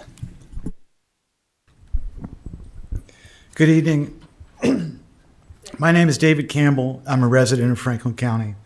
All board members and Mr. Nguyen have received an email from me this afternoon with these same exact questions, but I'm posing them here so that they may be entered into the public record. I have several questions tonight concerning the Constitution solar litigation and more broadly, the legal significance of Franklin County's comprehensive plan. Members of this board have stated publicly that the comprehensive plan is not a legally binding document. I understand that a comprehensive plan is not the same thing as a zoning ordinance, but the Constitution solar case raises an important question about what not legally binding actually means. Virginia Code Section 15.2, 2232 specifically requires certain utility facilities, including solar facilities, to be reviewed for substantial accord with the locality's comprehensive plan. And in the Constitution solar case, the circuit court ultimately determined that the proposed project was in substantial accord with Franklin County's plan. So my first question is this. Before the board acted on Constitution solar, was it advised by the county attorney about the requirements of Section 15.2, 2232, and the legal significance of the comprehensive plan in making that decision? Second, was the board advised that denying the project could expose Franklin County to litigation? Third, was the board advised that the reasons for denying the project needed to be supported by the language and policies contained within the county's own adopted comprehensive plan? I recognize that legal advice itself may be privileged. I'm not asking anyone to disclose privileged attorney-client communications. I'm simply asking whether the board received legal guidance concerning these issues before it acted. And that brings me to what I believe is the larger question facing Franklin County tonight. Has the Constitution solar litigation changed the county's understanding of the legal significance of its comprehensive plan? If the county continues to maintain that the plan is not legally binding, then I would respectfully ask the board and county attorney to explain how that position is reconciled with Section 15.2, 2232 in the court's ruling in Constitution solar. I also would like to point out right now that as far as losing trust, Mike Meredith had the trust of everyone in this room except you guys.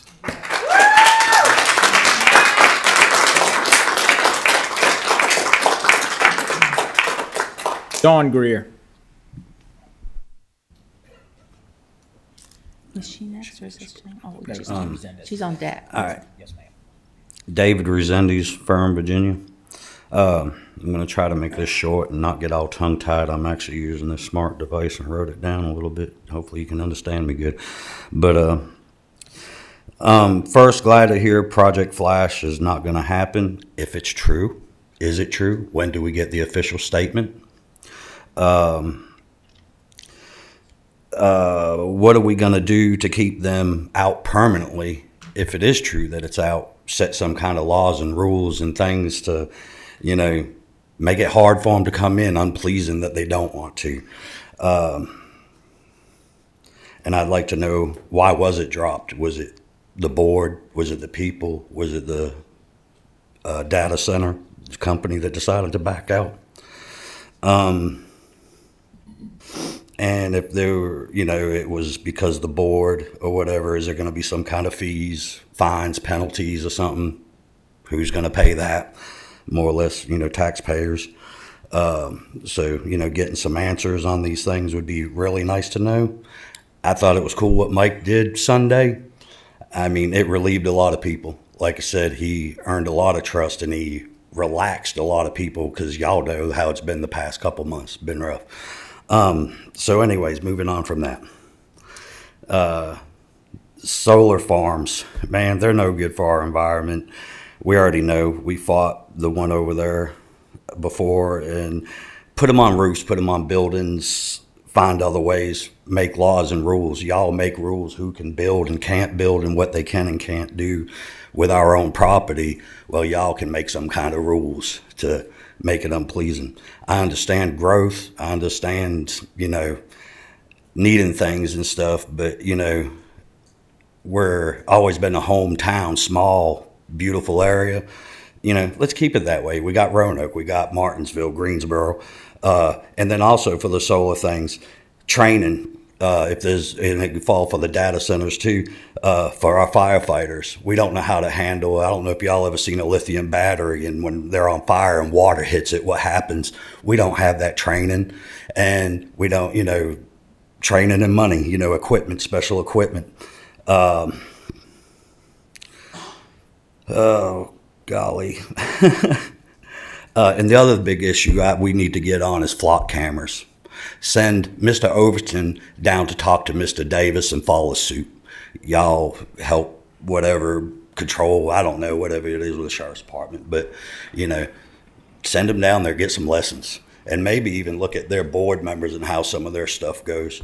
It's kind of run different and pretty interesting. I've been kind of watching them a lot. And I love how we got all these cattle guards now and extra guards.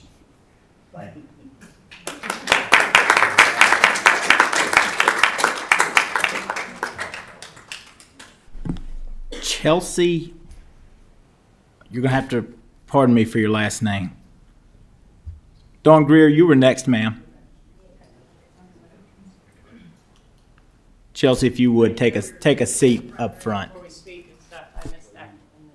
No, you're fine. Well, it wasn't changed in 30-day notice, and none of us knew the new rules. Dawn King Greer, Ferrum, Virginia. All right, you guys, one more time. Lori, you can sit there and shake your head when Tim sits there and says that we need natural protections, but we're tired of talking to you. We're tired of speaking to you. Steve, we're tired of speaking to you. We need natural resource protection. So, clearly, none of you were competent enough to draw up anything against any solar plans when you updated the comprehensive plan in 2023. So let me help you out with that. Different counties in Virginia, you've all received the email. There are 6 shields here. These are 6 different things that 6 different counties in Virginia did that legally were okay with solar farms. And it's something to think about. First of all, Nottoway County. You need to make sure that there's buffer landscape plan explicitly considers the flammability of the final growth maturity to minimize the potentials for wildfires. We have replanted the pine in Franklin County, Virginia to be quick growing, quick burning. We don't have the financial infrastructure to completely redo the fire department. They surely cannot pull the funds out of their tail. And, well, Mr. Stanley forgot to tell you that if you jumped on the Tobacco Commission plan, they weren't going to pay for it if you didn't make the companies do it. That shield is a must. Campbell County. We need to make sure that the ordinance mandates that civil construction, grading, and access roads, storm basins must completely and fully stabilize the mature vegetation for up to 6 months before any solar panel installations begin. Why? So we don't get washed out and we have to redo the roads. Isles of Right model. To legally declare that in no case viable, mature, heritage, or significant tree 8 inches or more in diameter will be removed for any landscaping zone or setback. maybe you should consider giving some of the farmers and some of the regular constituents some of those tax breaks and land grants that you give these big industrial centers. Craig, Fluvanna, Greene County. Craig County has the 150-foot wide vegetative buffer. Fluvanna, 175-foot undisturbed forestry buffer. And Greene County, a massive 300-foot buffer. We don't want to see a great big industry. If we wanted to do that, we would have moved to Roanoke. So in our village, in our county, in our rural agricultural district, Steve Standy, you don't like it, get the hell out. Wildlife Corridor Shield. Shenandoah and Goochland County. We have got to make sure that mandates that solar arrays preserve, dedicate, continue wildlife corridors of at least 50 feet. We're protecting our land. There are 6 shields of protections from 6 different counties in the state of Virginia that knew the competence of writing up a document and not overstepping their boundaries that match state law. Thank you, Ms. Greer. Thank you.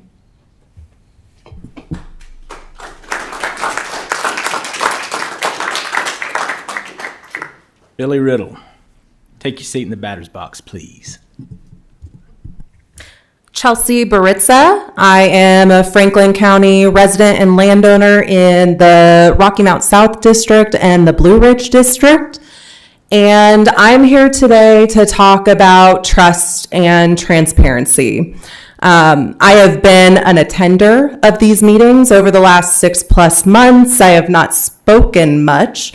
But I am speaking here before you today to just really encourage you to think about one of the things that came up in the community meeting over the weekend, which was how much we would all love if this board thought about what can I share before you think about what do I have to share. And I think there's a big difference there that I'm seeing and feeling as a constituent. Especially in light of Project Flash and the NDA, which frankly, I have a lot of questions about how an NDA is even allowed to be signed and dictate to the extent that many have felt compelled to lie to constituents that you were even in conversation with a data center. I get that there are certain things that might need to be protected when in negotiation with businesses, but it does strike me as very odd that you would need to lie to constituents about what specific topic is being considered or discussed.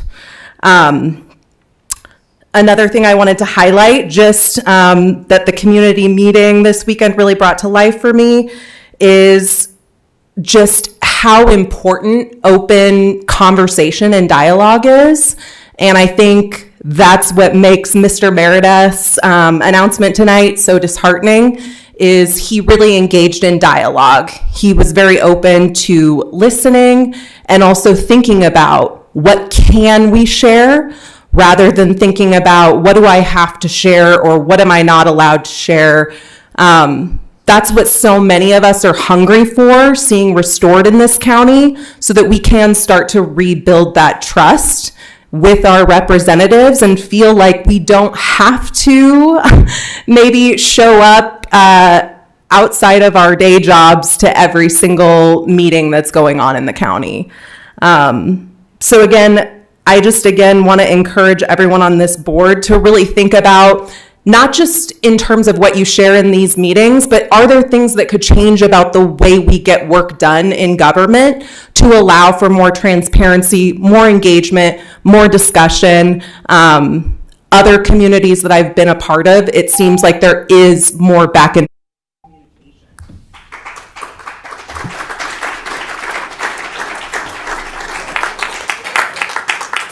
Amos Denton. Madam Board, I certainly appreciate your time.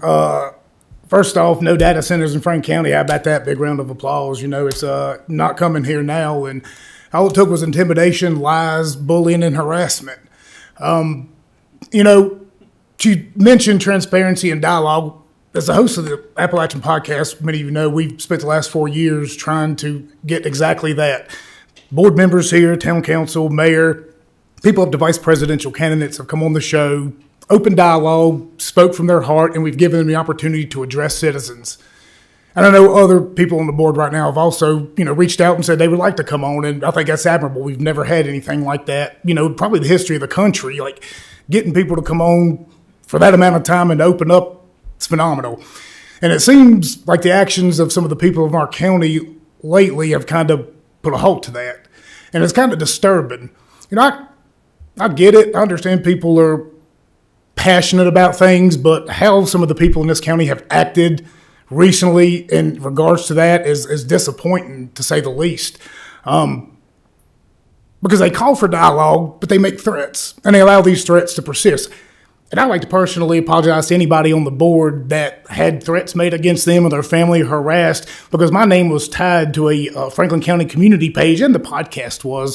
For 3 years, we ran it and tried to muddle through the BS that goes on and all that nonsense. And then people start coming up to me and friends asking, why is he allowing that kind of rhetoric to go on? It wasn't us. We were removed from that page. Jenna Carter Smith, Laura Carter, they're the admins. If you want to find out who's letting this violent rhetoric go on, it's that right there. And I'm about as anti-government as it gets. I got the receipts, but I'm also willing to sit down and see your side of the story. And they might think they have a victory right now, but what's going to happen is whatever was going on, whatever company you were speaking with, NDAs, whatever, NDAs are serious. These data companies are paying $10 million per acre in Northern Virginia to buy up land secretly so nobody talks about it. So their lawyer fees are a drop in the bucket, and they are sharks. And they're going to come into this county, and they're going to look, and they're going to find out who it was that was leaking information, who it was that screwed this NDA, and they're going to sue the hell out of this county. And it's going to be for millions, and we don't have that money. So property taxes are probably going to go up. Businesses are going to come here, and we're going to be screwed. So please, moving forward, think before you act and have a plan ahead of time of what you're going to do next. I haven't seen a plan. No data center. I don't care for them. But at least listen and find out what they're going to offer, because not every data center is the same. Just like cars, just like people. One might be huge, size of a town. One might be the size of, something that can fit up at some of you, and that's all right. If we at least get to at least going to bring to the daggone county, don't shoot it down before we have the opportunity. I think we shot ourselves in the foot, and it's going to come back to bite us in the ass in a couple of years, and I hope everybody remembers the people who are behind this nonsense. Thank you, sir.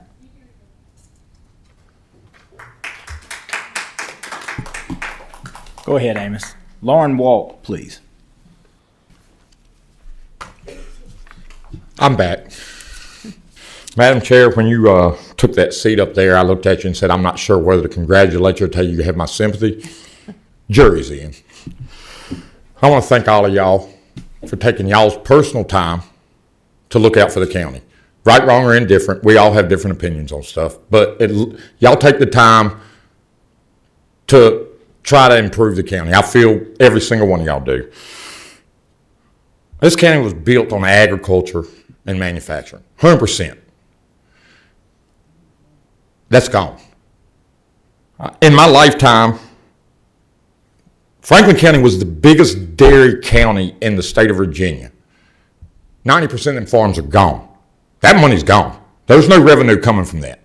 There's no personal property taxes coming from $150,000 tractors when 90% of the farms are gone, period. Manufacturing, let's talk about that for a minute. Washington Iron Works, Standard Register, Weaver Mirror, Cooper Wood Products, Lane's Furniture Company, Erath Veneer, J.P. Stevens, Puma, Blackwater Door. Where's them companies at? That money ain't here. Where are we going to get money? I hear we want a splash park. We want Chick-fil-A. We want Long John Silver's. But we can barely keep our head above water. Small business owners, I know Marshall, Mike, Nick, y'all are all small business owners. Mike was a small business owner. We're paying taxes on a 5-gallon bucket we keep tools in every year. We end up paying 50 times for a 5-gallon bucket. Small businesses can't do that. We got to find ways to get revenue, whether it's a data, I don't know what it is, but I would be mad at y'all if y'all didn't talk to every damn person that wanted to come to this county. I ain't saying you got to listen to, you got to hear it out. We can't just decide on a whim and a prayer that it's not going to work for us. This county approved one of the biggest revenue engines that most people in this country has ever seen. What was the price? It was steep. Lost 100 farms disappeared. 2,700 people lost their homes. 20,000 acres was lost. 1,300 graves was disturbed, the internal resting place of people. 35 Native American villages were lost. But every person in this room, every single one of y'all, every single one of us have benefited from Smith Mountain Lake. Now, at that point in this county, how many people were pissed the hell off? A lot. I know people that gave their land away because the hydroelectric dam was going to make their kids have fins. We know now that ain't true. But we have to listen to it. We have to find ways to make money. How's our police department going to be funded? Our schools. We got to find ways to generate revenue. We need to hear it out, and we need to respect each other. The nastiness has got to stop.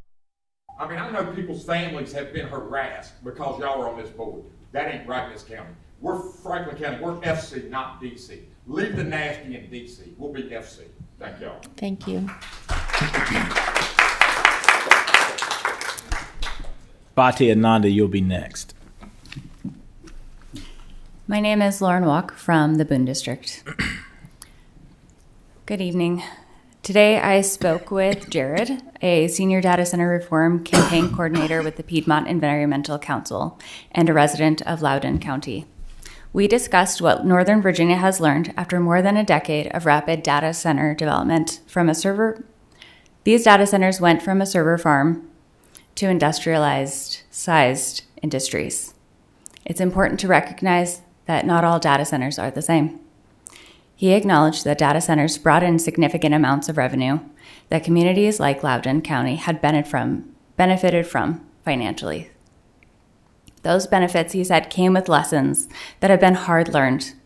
He told me about enormous infrastructure demand, increased costs in electricity, continuous noise near residential area, water use, generator emissions, and the importance of deciding where these facilities belong before applications arrive. He warned that they look for areas without strong zoning and with an amenable population. We have one of those too.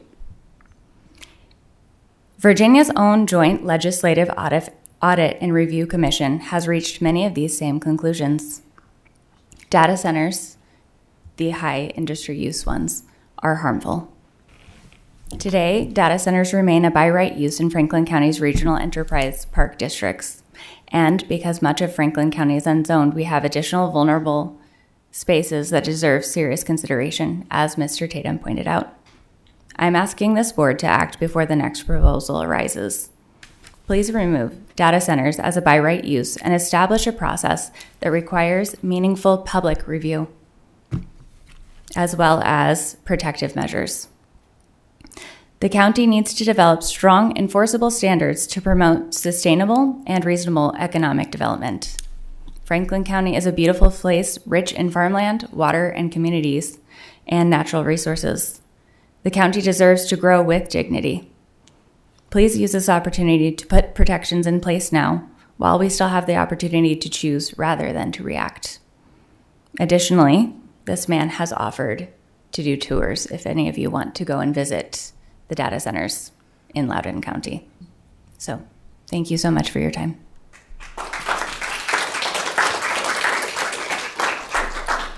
Benjamin Johnson.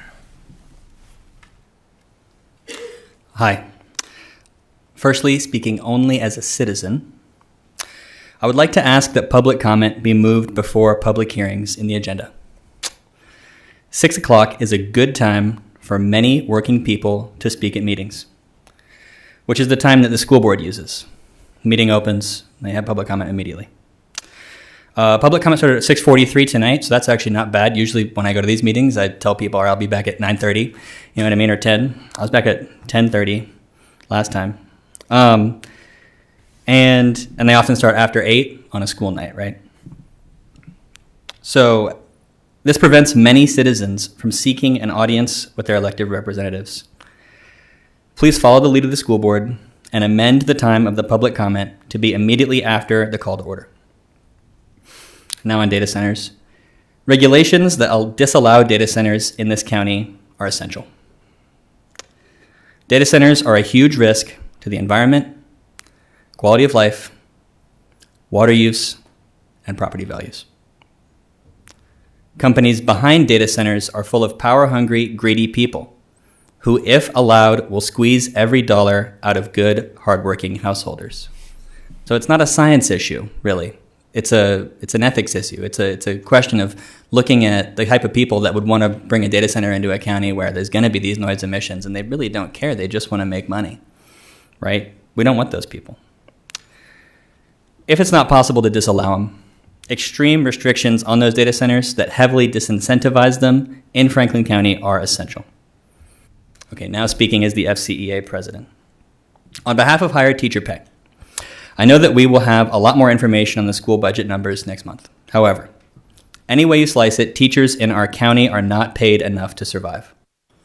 I represent many teachers that have a second job in order to make ends meet. And they talk about it like it's no big deal. Like it's a huge thing within the teaching populace, right? Like I'm going to Food Lion after this to bag groceries. These aren't teachers with 8 kids or who live in a mansion.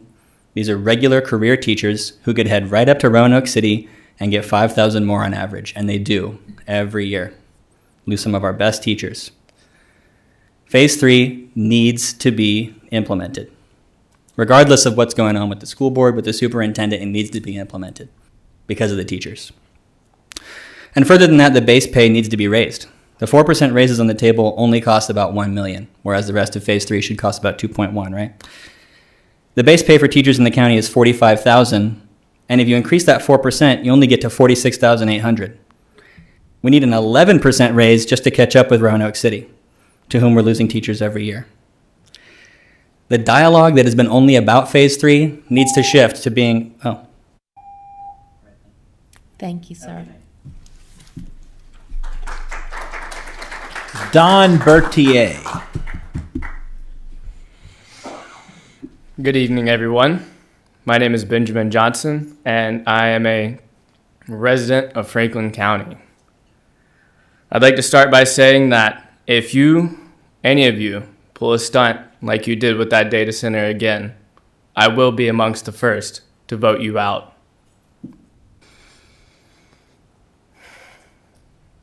It is disrespectful, it is spineless, and it is a disservice to the people that put you in those seats to serve, bolster, and enhance this community and the people that live here to pull a move like that. I and many of the others will not and are not tolerating any lack of transparency or honesty on anything moving forward. And if you cannot be held to that standard and the oaths that you have taken, then resign now, and we will find somebody that will not stab us in the back.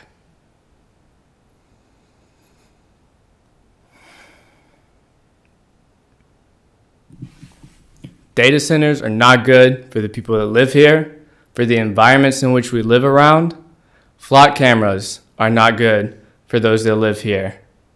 None of these things are good for us or our community. I understand we need to raise money, we need to have money coming in. Well, there are many other ways to do that. Take examples from other places that aren't bringing in these people that are just seeking to make money.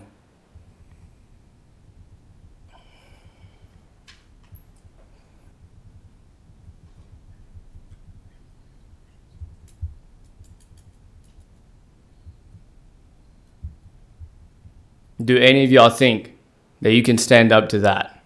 To move forward, to really put the people first that are here asking for your help, asking for your honesty, asking for you to put us first?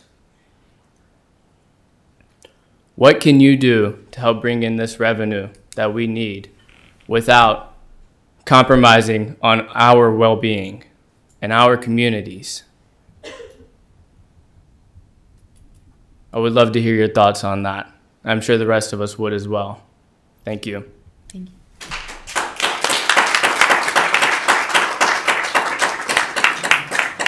Kim Jones. Good evening. Don Bird's here from Franklin County up in Hardy. This might be a bit different than what you're familiar with, but I actually came here to share a message of gratitude.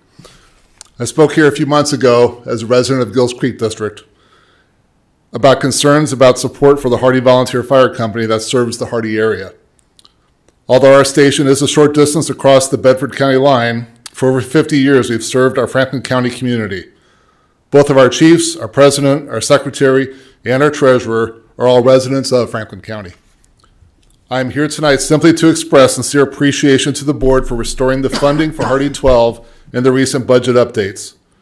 Most notably, I wanted to publicly recognize Supervisor Mike Meredith for his exceptional support in advocating for us and for his overall support of public safety.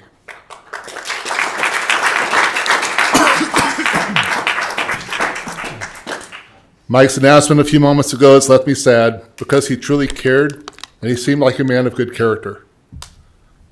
Hardy 12 is committed to continuing a legacy of support and being part of the community, including the upcoming Ag Fair, next Friday's First Responder Night at Franklin County High, and our annual Santa Run that goes through the neighborhoods in our county to make kids and families happy. I might even get to be Santa again this year, go figure. Our department is excited to take upcoming delivery of our new brush truck with the primary purpose of fighting wildland fires. I invite all of you to come visit us. Just give us a call. We'd be happy to show you our facility and what we do. I personally look forward to working with Chief Fowler, Mr. Sandy, and the public safety leadership to take care of anything that Franklin County needs to maintain our good standing with the Franklin County leadership. We need more positive energy and more trust. I feel for y'all, and I hope that we find ways to have more dialogue and to heal and to move forward as a community to serve our residents. There's a lot of energy here, and I just wish more of it was positive. Thank you. Thank you.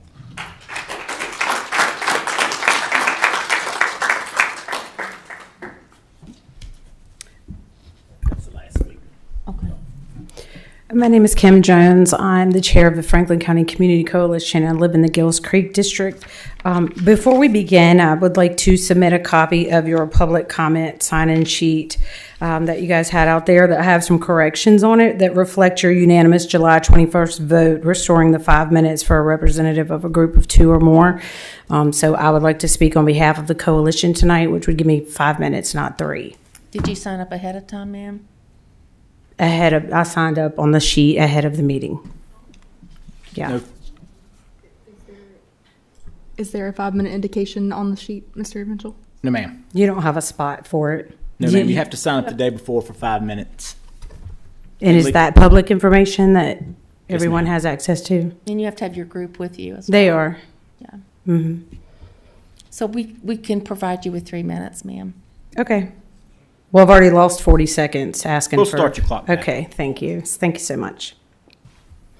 I guess I would just like to start by saying that Sunday night, Supervisor Meredith came to our town hall community meeting, and there was, I don't know, a little over 100 people there, maybe almost 2, I'm not sure exactly.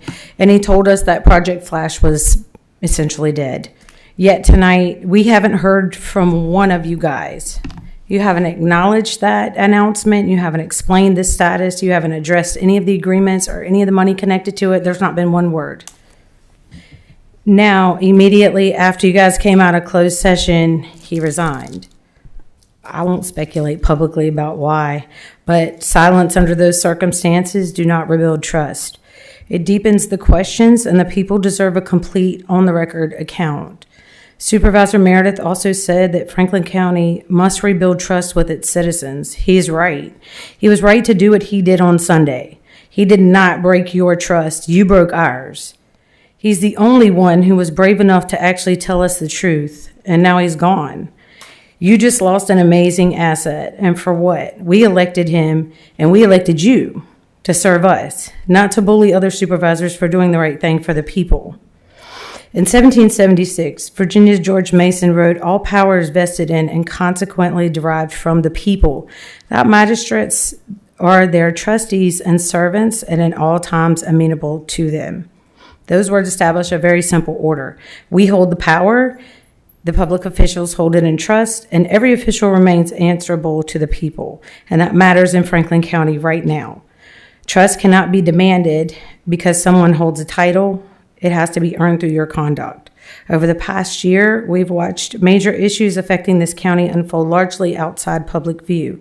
We've used FOIA to reconstruct decisions, and significant matters have appeared on consent agendas following discussions many citizens never witnessed. Yet we're told to trust the process. But trust is not restored through reassurance. It's restored by showing people the work. When your records are complete, your decisions are understandable, questions receive serious answers, and disagreement carries no penalty. The concern is larger than any single decision. It is whether the citizens can still see themselves in the process of their own government. I chair a board too, and the people who serve with me don't work for me, and they don't owe me agreement. My responsibility is to make sure that they can contribute, question me, disagree with me, and sometimes tell me I'm wrong. That does not weaken an organization. It makes it stronger. Your duty is to deliberate together without surrendering your independence, to listen without requiring conformity. You serve together, but you answer to the people. And being a chair may change how you serve, but will never change who you serve.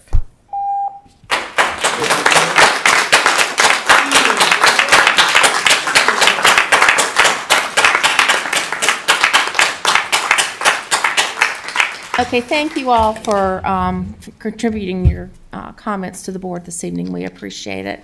At this point in time, I will entertain a motion to recess until Thursday, August 20th. So moved. Okay. Thank you. Explain to us what the rules are on the time. Next